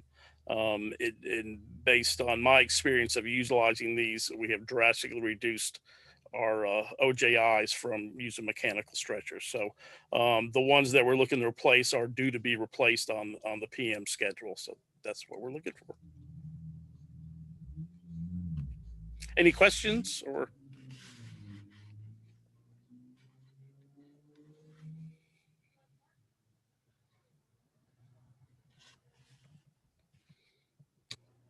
Yes, Craig, hold on. Councilwoman Berger. This is just like a general question for maybe Bob to ask or answer. So when you budget for a vehicle, like for example, the $89,000 pickup truck for EMS, which kind of seems high to me, but maybe you're you want to cover your cost. When the vehicle comes in less or anything comes in less, what do you do with that budgeted CIP money? Where does it go? And yeah, that figure includes what the cost for a new transport vehicle is about $245,000. So that's an ambulance. That's basically, it ranges from the bids anywhere from that to $260,000. So part of that 89 is a $45,000 placeholder as part of the pay as you go program. The vehicle should probably run about $35,000. So the 89, I wasn't sure if it was 2, you said vehicles, but then it said 1. And so I was confused. Yeah. That includes a placeholder for the replacement of the ambulance, and the other includes the pickup. Okay. Yeah. But in general, the other question is when something comes, it's probably not for you, but what happens, maybe it's for Zach, when something comes in over, what do you do with that? The funds, These are multi-year funds, and anything that comes in under budget will remain in that fund and can be used for future purchases. So what we do is we hold it in reserve. Essentially, the purpose for the plan is to build up reserves so that you have money to cover large expenses. So if you save on a truck, then you may be able to accelerate the schedule for something else in the CIP. One of the things that we're looking to do next year, we've been talking about this particular this particular problem in getting folks to understand what is happening in the CIP, is we're contemplating next year a sort of "you are here" screen that shows where in the 6th year you are on each purchase and how much of the money you're anticipating you have. So in year 4, you're going to need $200,000. We have $120,000. Our remaining gap over the next 2 years is going to be that, I think it was 60 is what I lead myself to there, right? So the monies that don't get spent on one item will be put to another item to accelerate or reduce the future demand for funds for those items in the plan. Does that make sense? Yeah, well, when you say accelerate or reduce, some things don't need to be accelerated because, you know, something lives, a vehicle lasts whatever long, but some things, so it doesn't always have to be an acceleration. Sometimes you reduce the ask the next time for something else. That's correct. That's correct. You don't, so we don't have a special fund. This isn't a slush fund. This isn't some sort of pot of money that we just magically, it's reallocated to projects in the CIP. Okay, sorry. No, it's a good question. And again, one of the things that we want to do is make sure that where we are with regard to each item on the plan is clear. And our presentation, while this really is regarded as one of the best programs in New England, we can do a little bit in the presentation of the data in the CIP and in the slide decks. We were working through that this year and we didn't have enough time to pull it off. But there really is a sort of, you are here. You know, this is going to be a 6-year plan for buying this ambulance. We've got $120,000. We're going to need 280. And that's where we're going to go. And if we received funds from another source, you know, if let's say, I don't know, the stretcher came in at 18,000 instead of 19,000, that $1,000 can go toward the ambulance. So our total need is reduced for the next several years. Yeah, and for us, for the next fiscal year, our total is 139, and that includes all the equipment in the vehicle for the next fiscal year. And also, like Rob said, like the stretchers I have budgeted for 19, I estimate they're going to come in maybe at 17.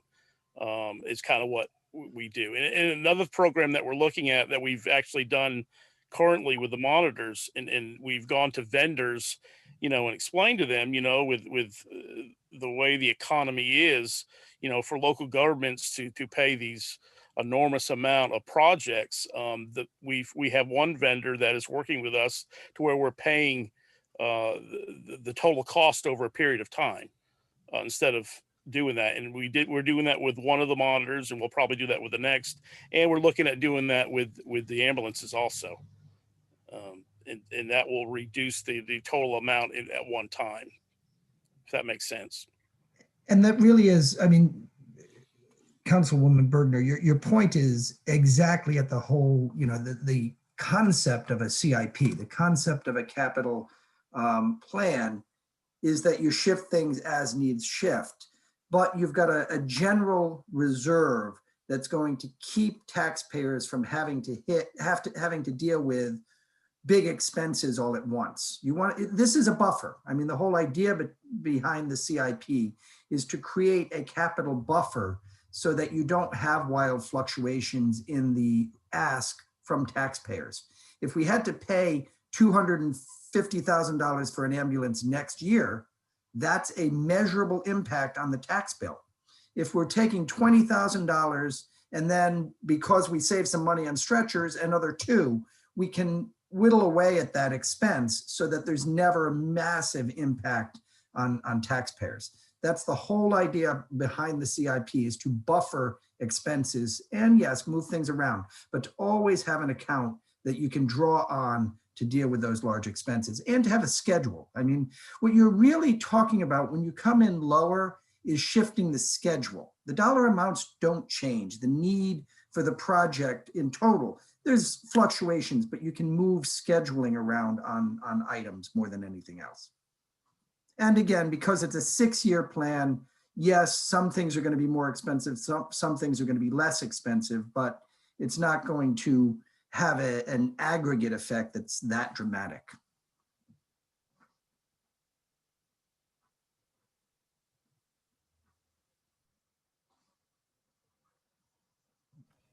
Okay, any other questions? Thank you for your time. Thank you, Craig. And we're back to Lori. Did we lose Lori? We did lose Lori. Oh. All right. Yeah, let's pull Lori back in.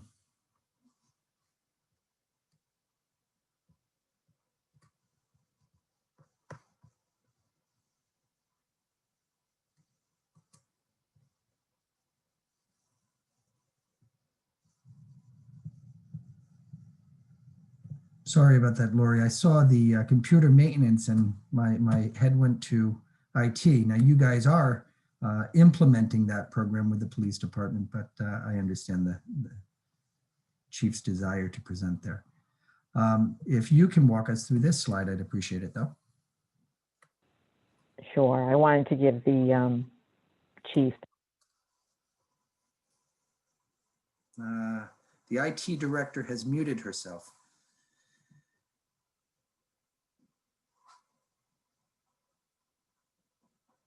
No, you're still muted, Lori. Can you hear me now? Can you hear me? Yes, we can. Okay, sorry about that. So good evening, and thank you for the opportunity to present the IT program to you. So we have a couple of items listed here. The first one is to replace our fiber ring and firewall equipment. So back in fiscal year 2016, the town actually ran private fiber to connect about a dozen of our buildings, including the school department. As we implemented a cooperative finance and payroll system, we found the need of being able to share our data across all of our locations. We spoke earlier about surveillance and cameras and so forth. That all runs over the town's private fiber. So we implemented equipment again back in calendar year 2015, fiscal year 2016. So the equipment is approximately 6 years old, and we're in need of replacing that at this time. Our firewall is the safety unit that pretty much protects our entire network. It's something that is a mission critical piece of equipment to keep out viruses and hackers and so forth. So that's also in need of replacement. The other item that we're looking to ask for is our Vision Tax Administration collection and utility billing system. This is something that's used by the tax collection office, the tax assessor's office, and the utility department or division within public services under John Shock. This system is being upgraded, and it's actually a system that's used by about 75% of the communities in Rhode Island. So it is an application that's being moved to the cloud, and it's being upgraded at the same time to work on a more industry standard database than what it is right now.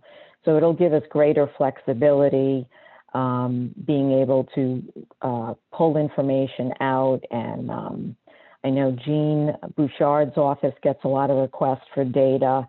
This is where all this information is housed. So the ask on that is $33,200. That's a multi-year spend. And I believe that's the final payment for this new system. I don't know if anyone has any questions.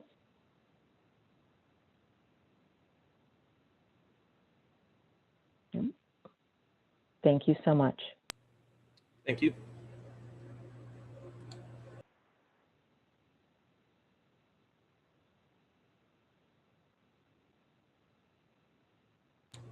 You are muted, Rob, if you're. Susan, can we bring Lance in?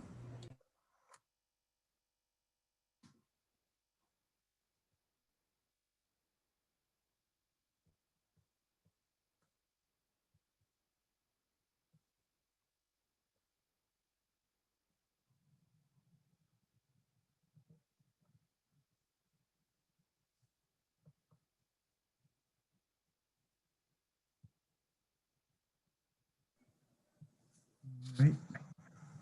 Got you, Lance? Yeah, I'm on. Can you see the screens? I can, thank you. Right. How you doing? I'm Lance, the fire alarm superintendent for the town.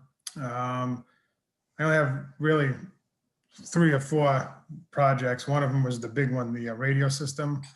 I just wanted to touch on that. There isn't too much information on that in the CIP. That did go out to bond that was passed by the taxpayers. So we're kind of on a hold pattern with that as far as the CIP goes.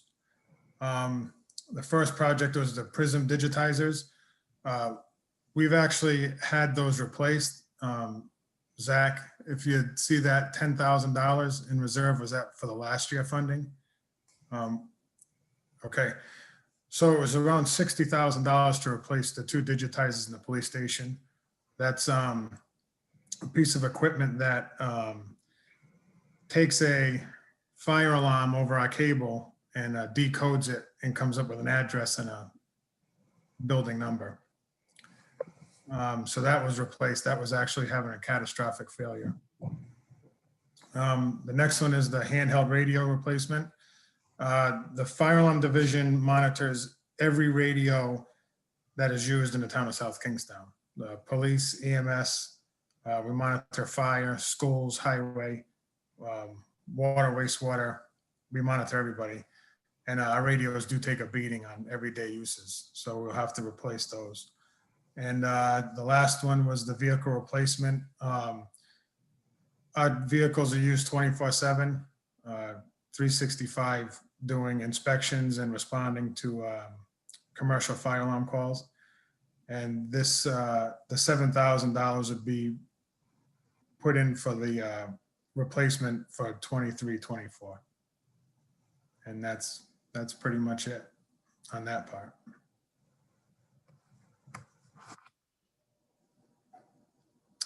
Are there any questions? Lance, while we've got you, where are we on the RFP for the radio? The RFP hit the street December 28th. We have a mandatory pre-proposal meeting. Oh, well, it's going to be a call or Zoom January 19th. The deadline for questions from vendors will be February 4th. Response to the questions posted online by the town will be the 9th. And proposed due date for bid openings is February 24th, with an estimated proposed town council award in April, end of April. That's good. Have you had any feedback at this point on the new RFP language? No, they're really not allowed to contact me yet until we have our meeting on January 19th. That's when they'll be asking all of their questions and we'll set up site visits then. Okay. Federal will be on the line with them asking if questions are asked about the RFP for the technical aspect. Good. Okay. Thank you very much for letting me present. Thank you.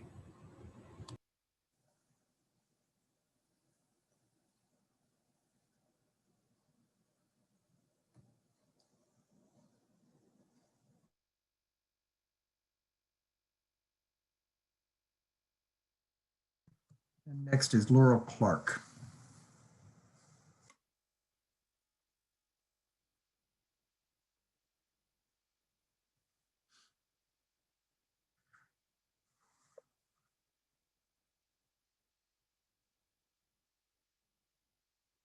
And Susan, while you're bringing in Laurel, it might make sense to bring Mark Russo in as well. We'll take care of Mark's stuff after this. Laurel is here. Hey, Good evening. how are you? Hanging in there. So our request is pretty straightforward and a small ask, I think, and needed. We've had ongoing since before my tenure, 4 years, leaks in the ground at Hale Library. So we just recently had 2 repairs that cost roughly around $3,000. And we had to shut down the building for a week, no water. So we're asking for $35,000 to replace approximately 700 feet of water service pipe.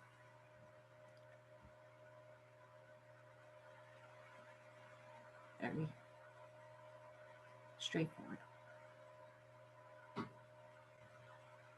It is straightforward and it is a real problem. The leaks are persistent and it just has to be resolved.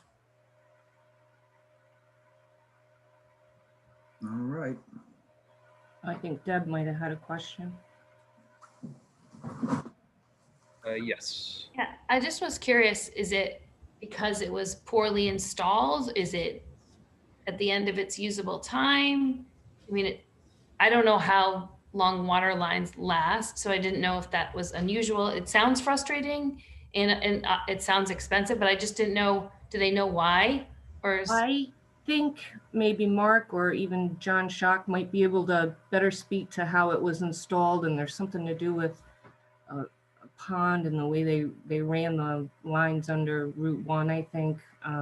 So I don't know if somebody else wants to jump in because I might, John's raised his hand. He's happy to I answer. might just muddy it up.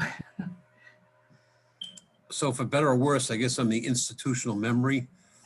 So what happened was the library used to be fed from Wash Pond.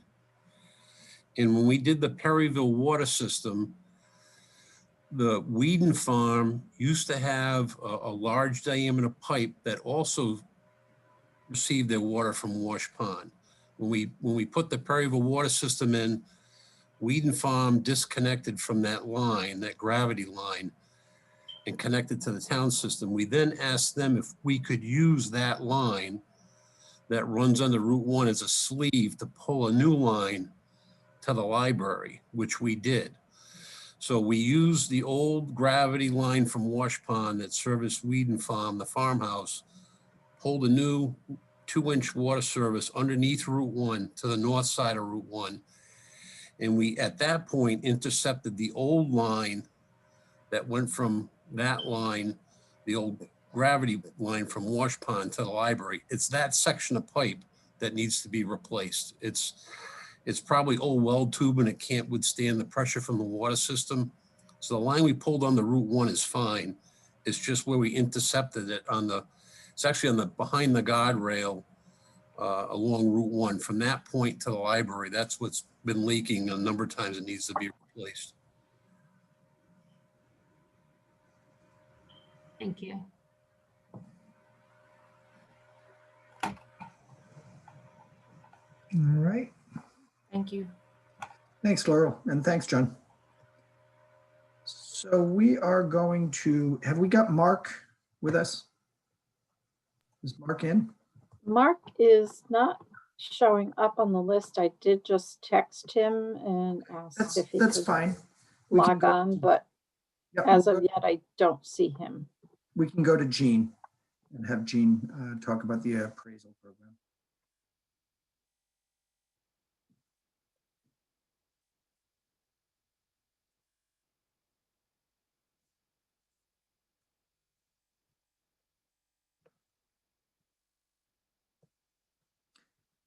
Have we got Jean?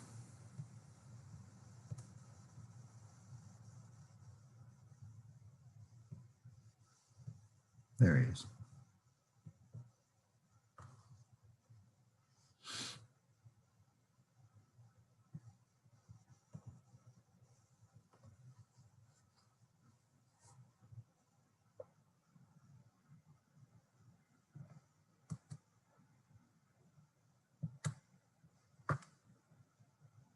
Jean? We did have an explanation of the program just on Monday night. And I mean, the request here is to start building the reserve toward the statistical revaluation for 2024. What I don't know, and Zach, you may know, is this an even split, or are we light on the request this year? You happen to recall? No, it's what we're doing is we're actually trying to smooth out the funding as opposed to last year. If you remember, we had a large request, 300 and some odd thousand to cover the large full revaluation, and now the fund is is in a good place. So what we're trying to do here is now start funding this on a regular basis, so we don't see those larger spikes in the out years, so that it's more of a even distribution. And 30,000 we think should cover it over, each year you'll see this request showing up more. Hey, Gene, how are you? So Gene, the 30,000 an even split on this, are we distributing this evenly over the period of time? Or what's your $30,000 represent?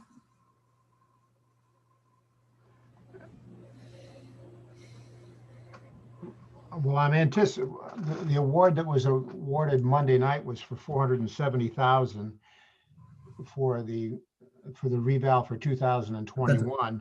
That's There's the another full reval. I'm sorry. That's a full reval though, right? That's a full reval.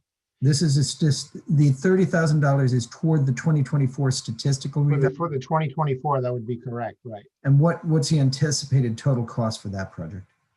The net cost is about $104,000. So that's after the 60% reimbursement with the state. Yeah. So this is about an even split. Okay.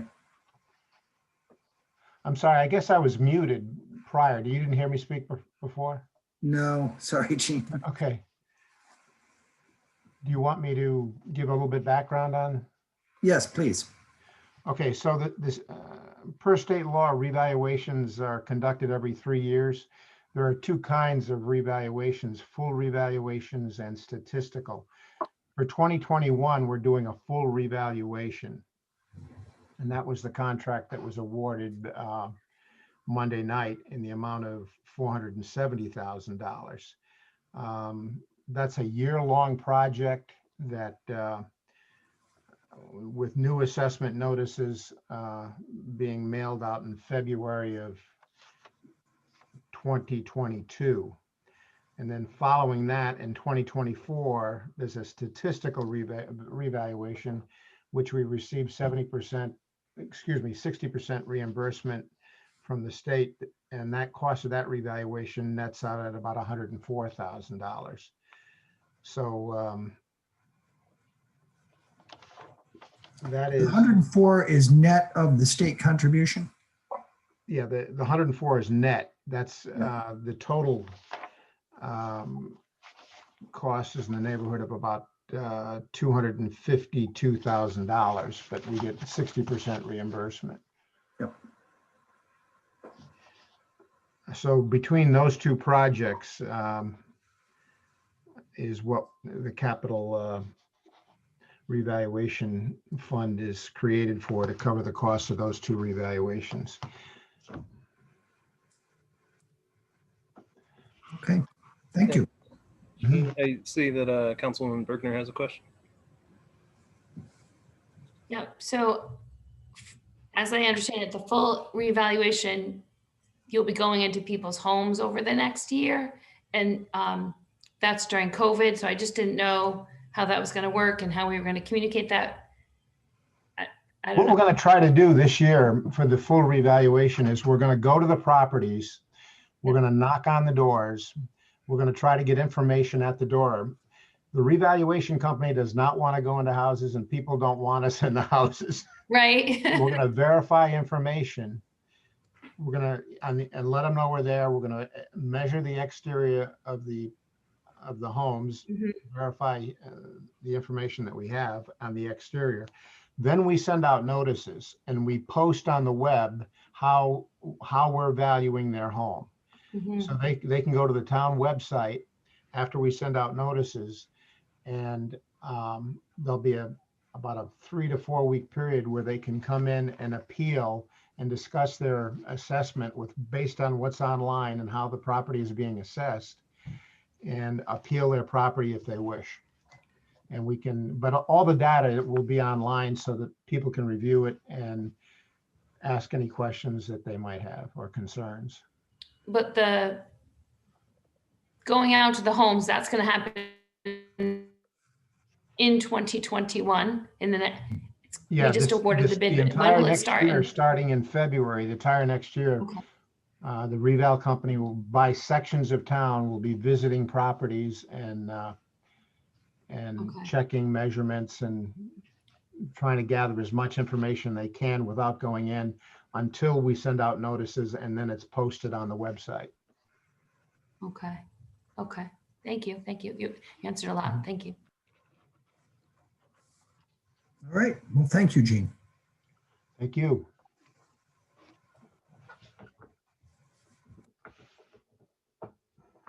All right. Have we heard from Mark? We have not heard from Mark. I'm told that he may. Mark is in the room. Mark Oh, is, he just popped in. that's it. Oh, yes, he did. Great. I'll bring him in right now. I believe he was on the other meeting. Yeah, I think he probably Doing the was. We may have presentation. dragged him out. I was going to just say, we should let him stay. It'll be all right. if we go through this. But we've got him.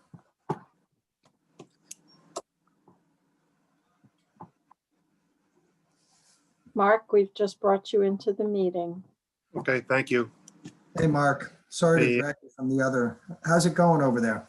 I just actually got home, so we finished up. Yeah.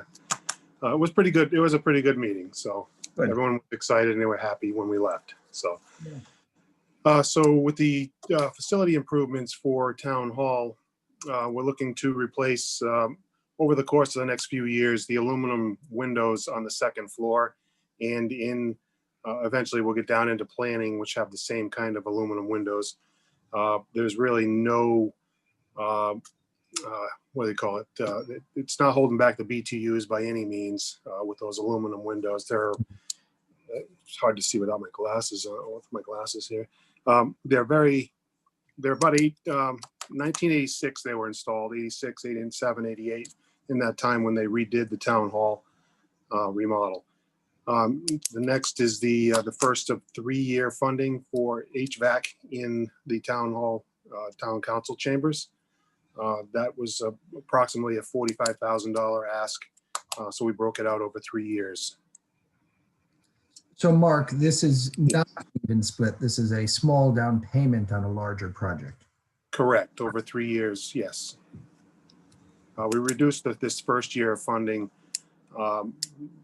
just because we were looking to keep the budget intact for this during this COVID crisis. Next, we have the exterior painting.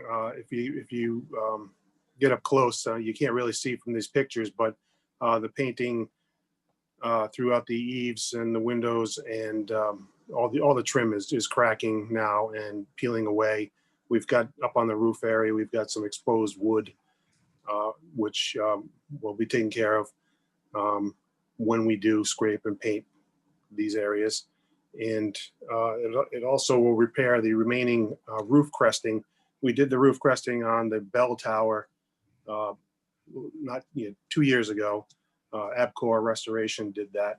And we're looking to do a restoration and painting project for the remaining of the roof cresting, which really is an architectural detail on the building that it's unmatched by others. So it really brings out the character of the building. And also, we found that the overhang above the front door, the old front door off of High Street, the roof, the rubber membrane was not installed correctly back in 86, 87, 88 when they did the remodel. And it has rolled up. And now all of the substrate is what they call oatmeal. You can reach in with grab a handful and throw it down if you wanted to, but it is useless. We're getting water that leaks through the roof. It is how it comes down and it affects the front doors. When we had removed the shrubbery from the front of the building, it caused a problem with our railing system on the front of the building. It does not match code. So there's one side is missing railing. We'll need to have that. What was the problem? It revealed the problem. Sorry. That's true. Back in 1877, it was only required, I guess, to have it on one side if they required it at all. So, but now with the new codes or the codes present, we need to have the railing on both sides and to make that code compliant. So that is a 2-year fund as well. So we're asking for the 12.5 this year, and we'll ask for 12.5 for next year to get those projects done. And finally, let's see here, we have a 2-year fund for a pickup truck to replace the SUV that we have now. Let me see, reserve funding for a truck. That should be in this year's funding, Rob. So I'll have to reword that. But the articulating boom lift is a 2-year fund, which was the $40,000. And that articulating boom lift is a hybrid. It's electric with the diesel generator to recharge the batteries. We found that we have no apparatus in town that can reach the ceiling inside the rec center. And with this boom lift, we'll be able to use the electric side of it to get inside and work on the light fixtures that some of them are falling apart now because of basketballs bouncing off them and so forth. But we just have no way of safely getting up there. And we have a lot of gutter work and eave work that we can do with this piece of equipment. But it's not only for the facilities department, but it would be for Parks and Rec. It could be for Lance and the fire alarm. We can get up right up close to buildings, and the school department has too also expressed a lot of interest in using it inside their gymnasiums. So that is a 2-year fund on that. I think you've covered this or not? Indeed. So we're good to go. Okay. Is there any questions on that?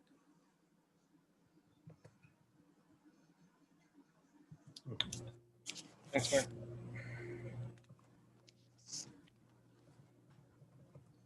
All right. I believe that brings us to the end of our presentation.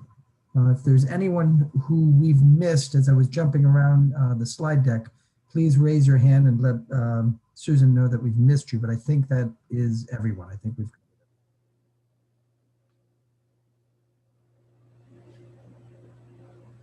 If there are any general questions, Zach and I are happy to answer them. Otherwise, that is the CIP program. You've seen the schools portion of it at the first work session and this second work session. Really everything else that the town is looking to do. The next step in our process is that there is a CIP public hearing that will be scheduled for your next regular meeting, the 25th. And the council will have the opportunity to vote on approval or amendments at that point. Thanks, Rob. Councilwoman Bergner. Didn't know if the planning department had any projects or any things that they were working on. I know Jamie Rabbit's here because he popped in at the beginning, but is there anything that planning is looking to do or purchase?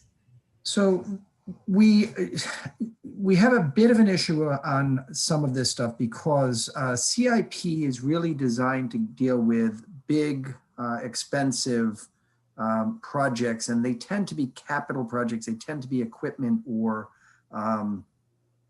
buildings, land purchases, that sort of thing. The tax assessment revaluation project is an example of something that's not really a capital project that gets handled in the multi-year plan because it's just so big. I mean, we're talking about $450,000, $500,000 that just has to be planned for. Otherwise, it just is too big to handle in any one year. The planning department and the finance department have started conversations on some of the large projects that they do have to do on a fairly routine basis. Things like the contracting for the technical assistance around the CIP. That is something we know is going to be a recurring expense, and it's probably a good idea to start, putting money aside so that you don't have to spend $100,000 in 1 year that you hadn't planned for. But there's nothing in the CIP historically for the planning department. There's nothing this year. We do expect to be bringing some projects next year for the planning department, large ticket items that we know they're going to have to deal with. Happy to bring Jamie in to talk about it. That'd be helpful, but we're not recommending any at this point. But Susan, if you want to bring Jamie Rabbit in, he can talk about the items that are on his wish list and on our plan for the next year.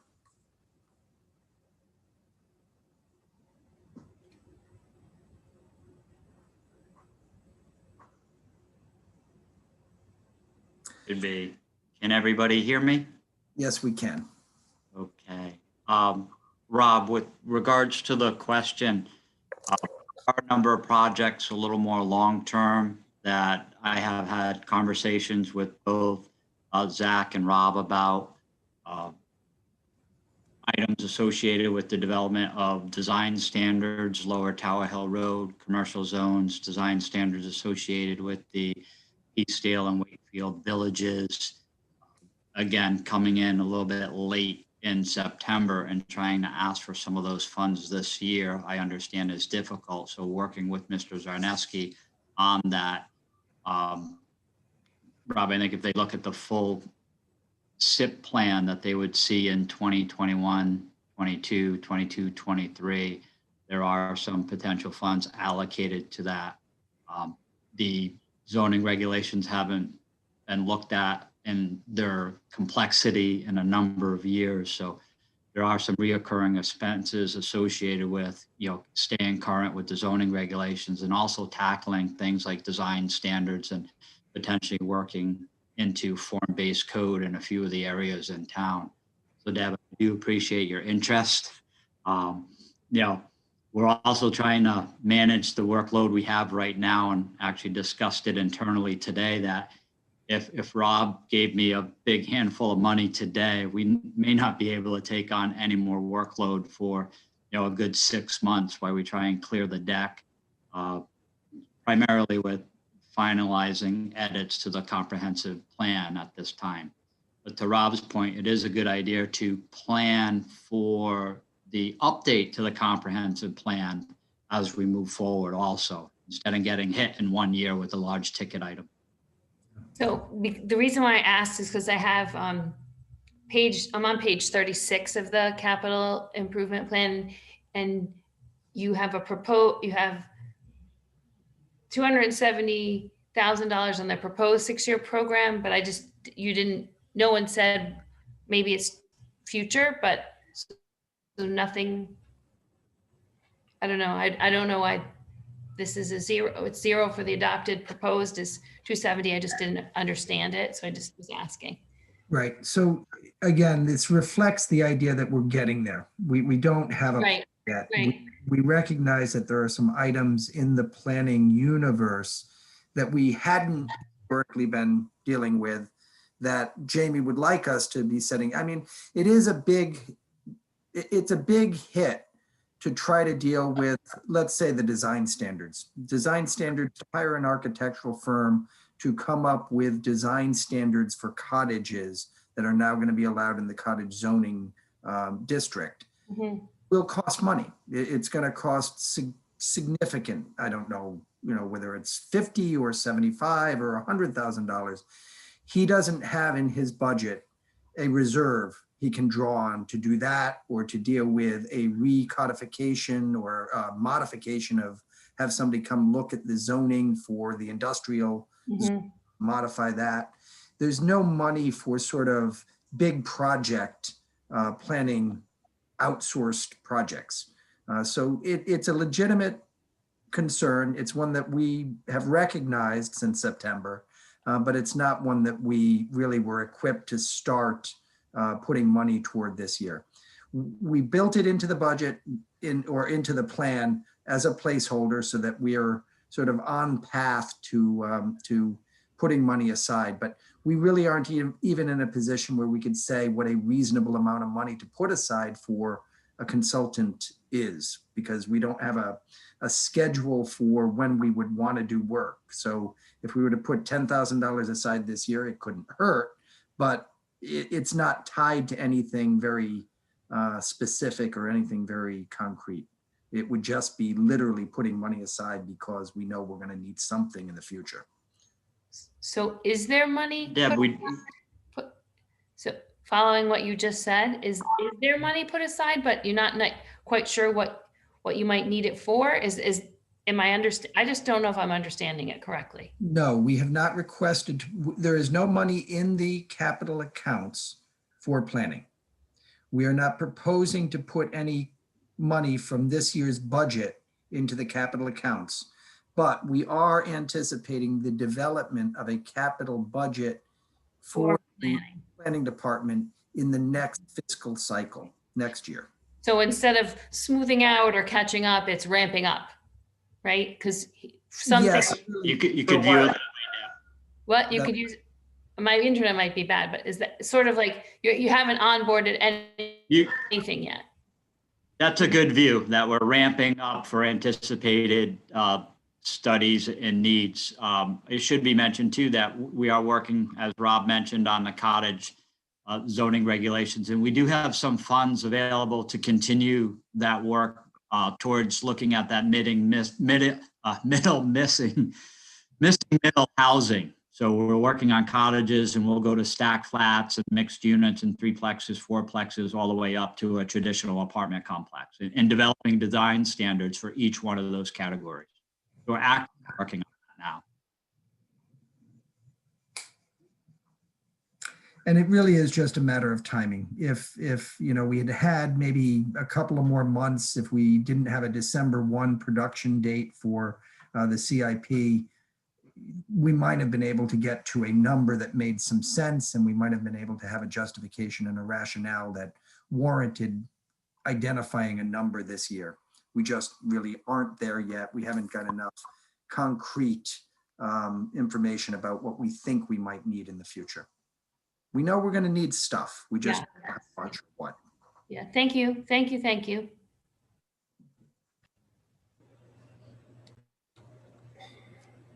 Thanks, Jamie. And, any other questions on CIP?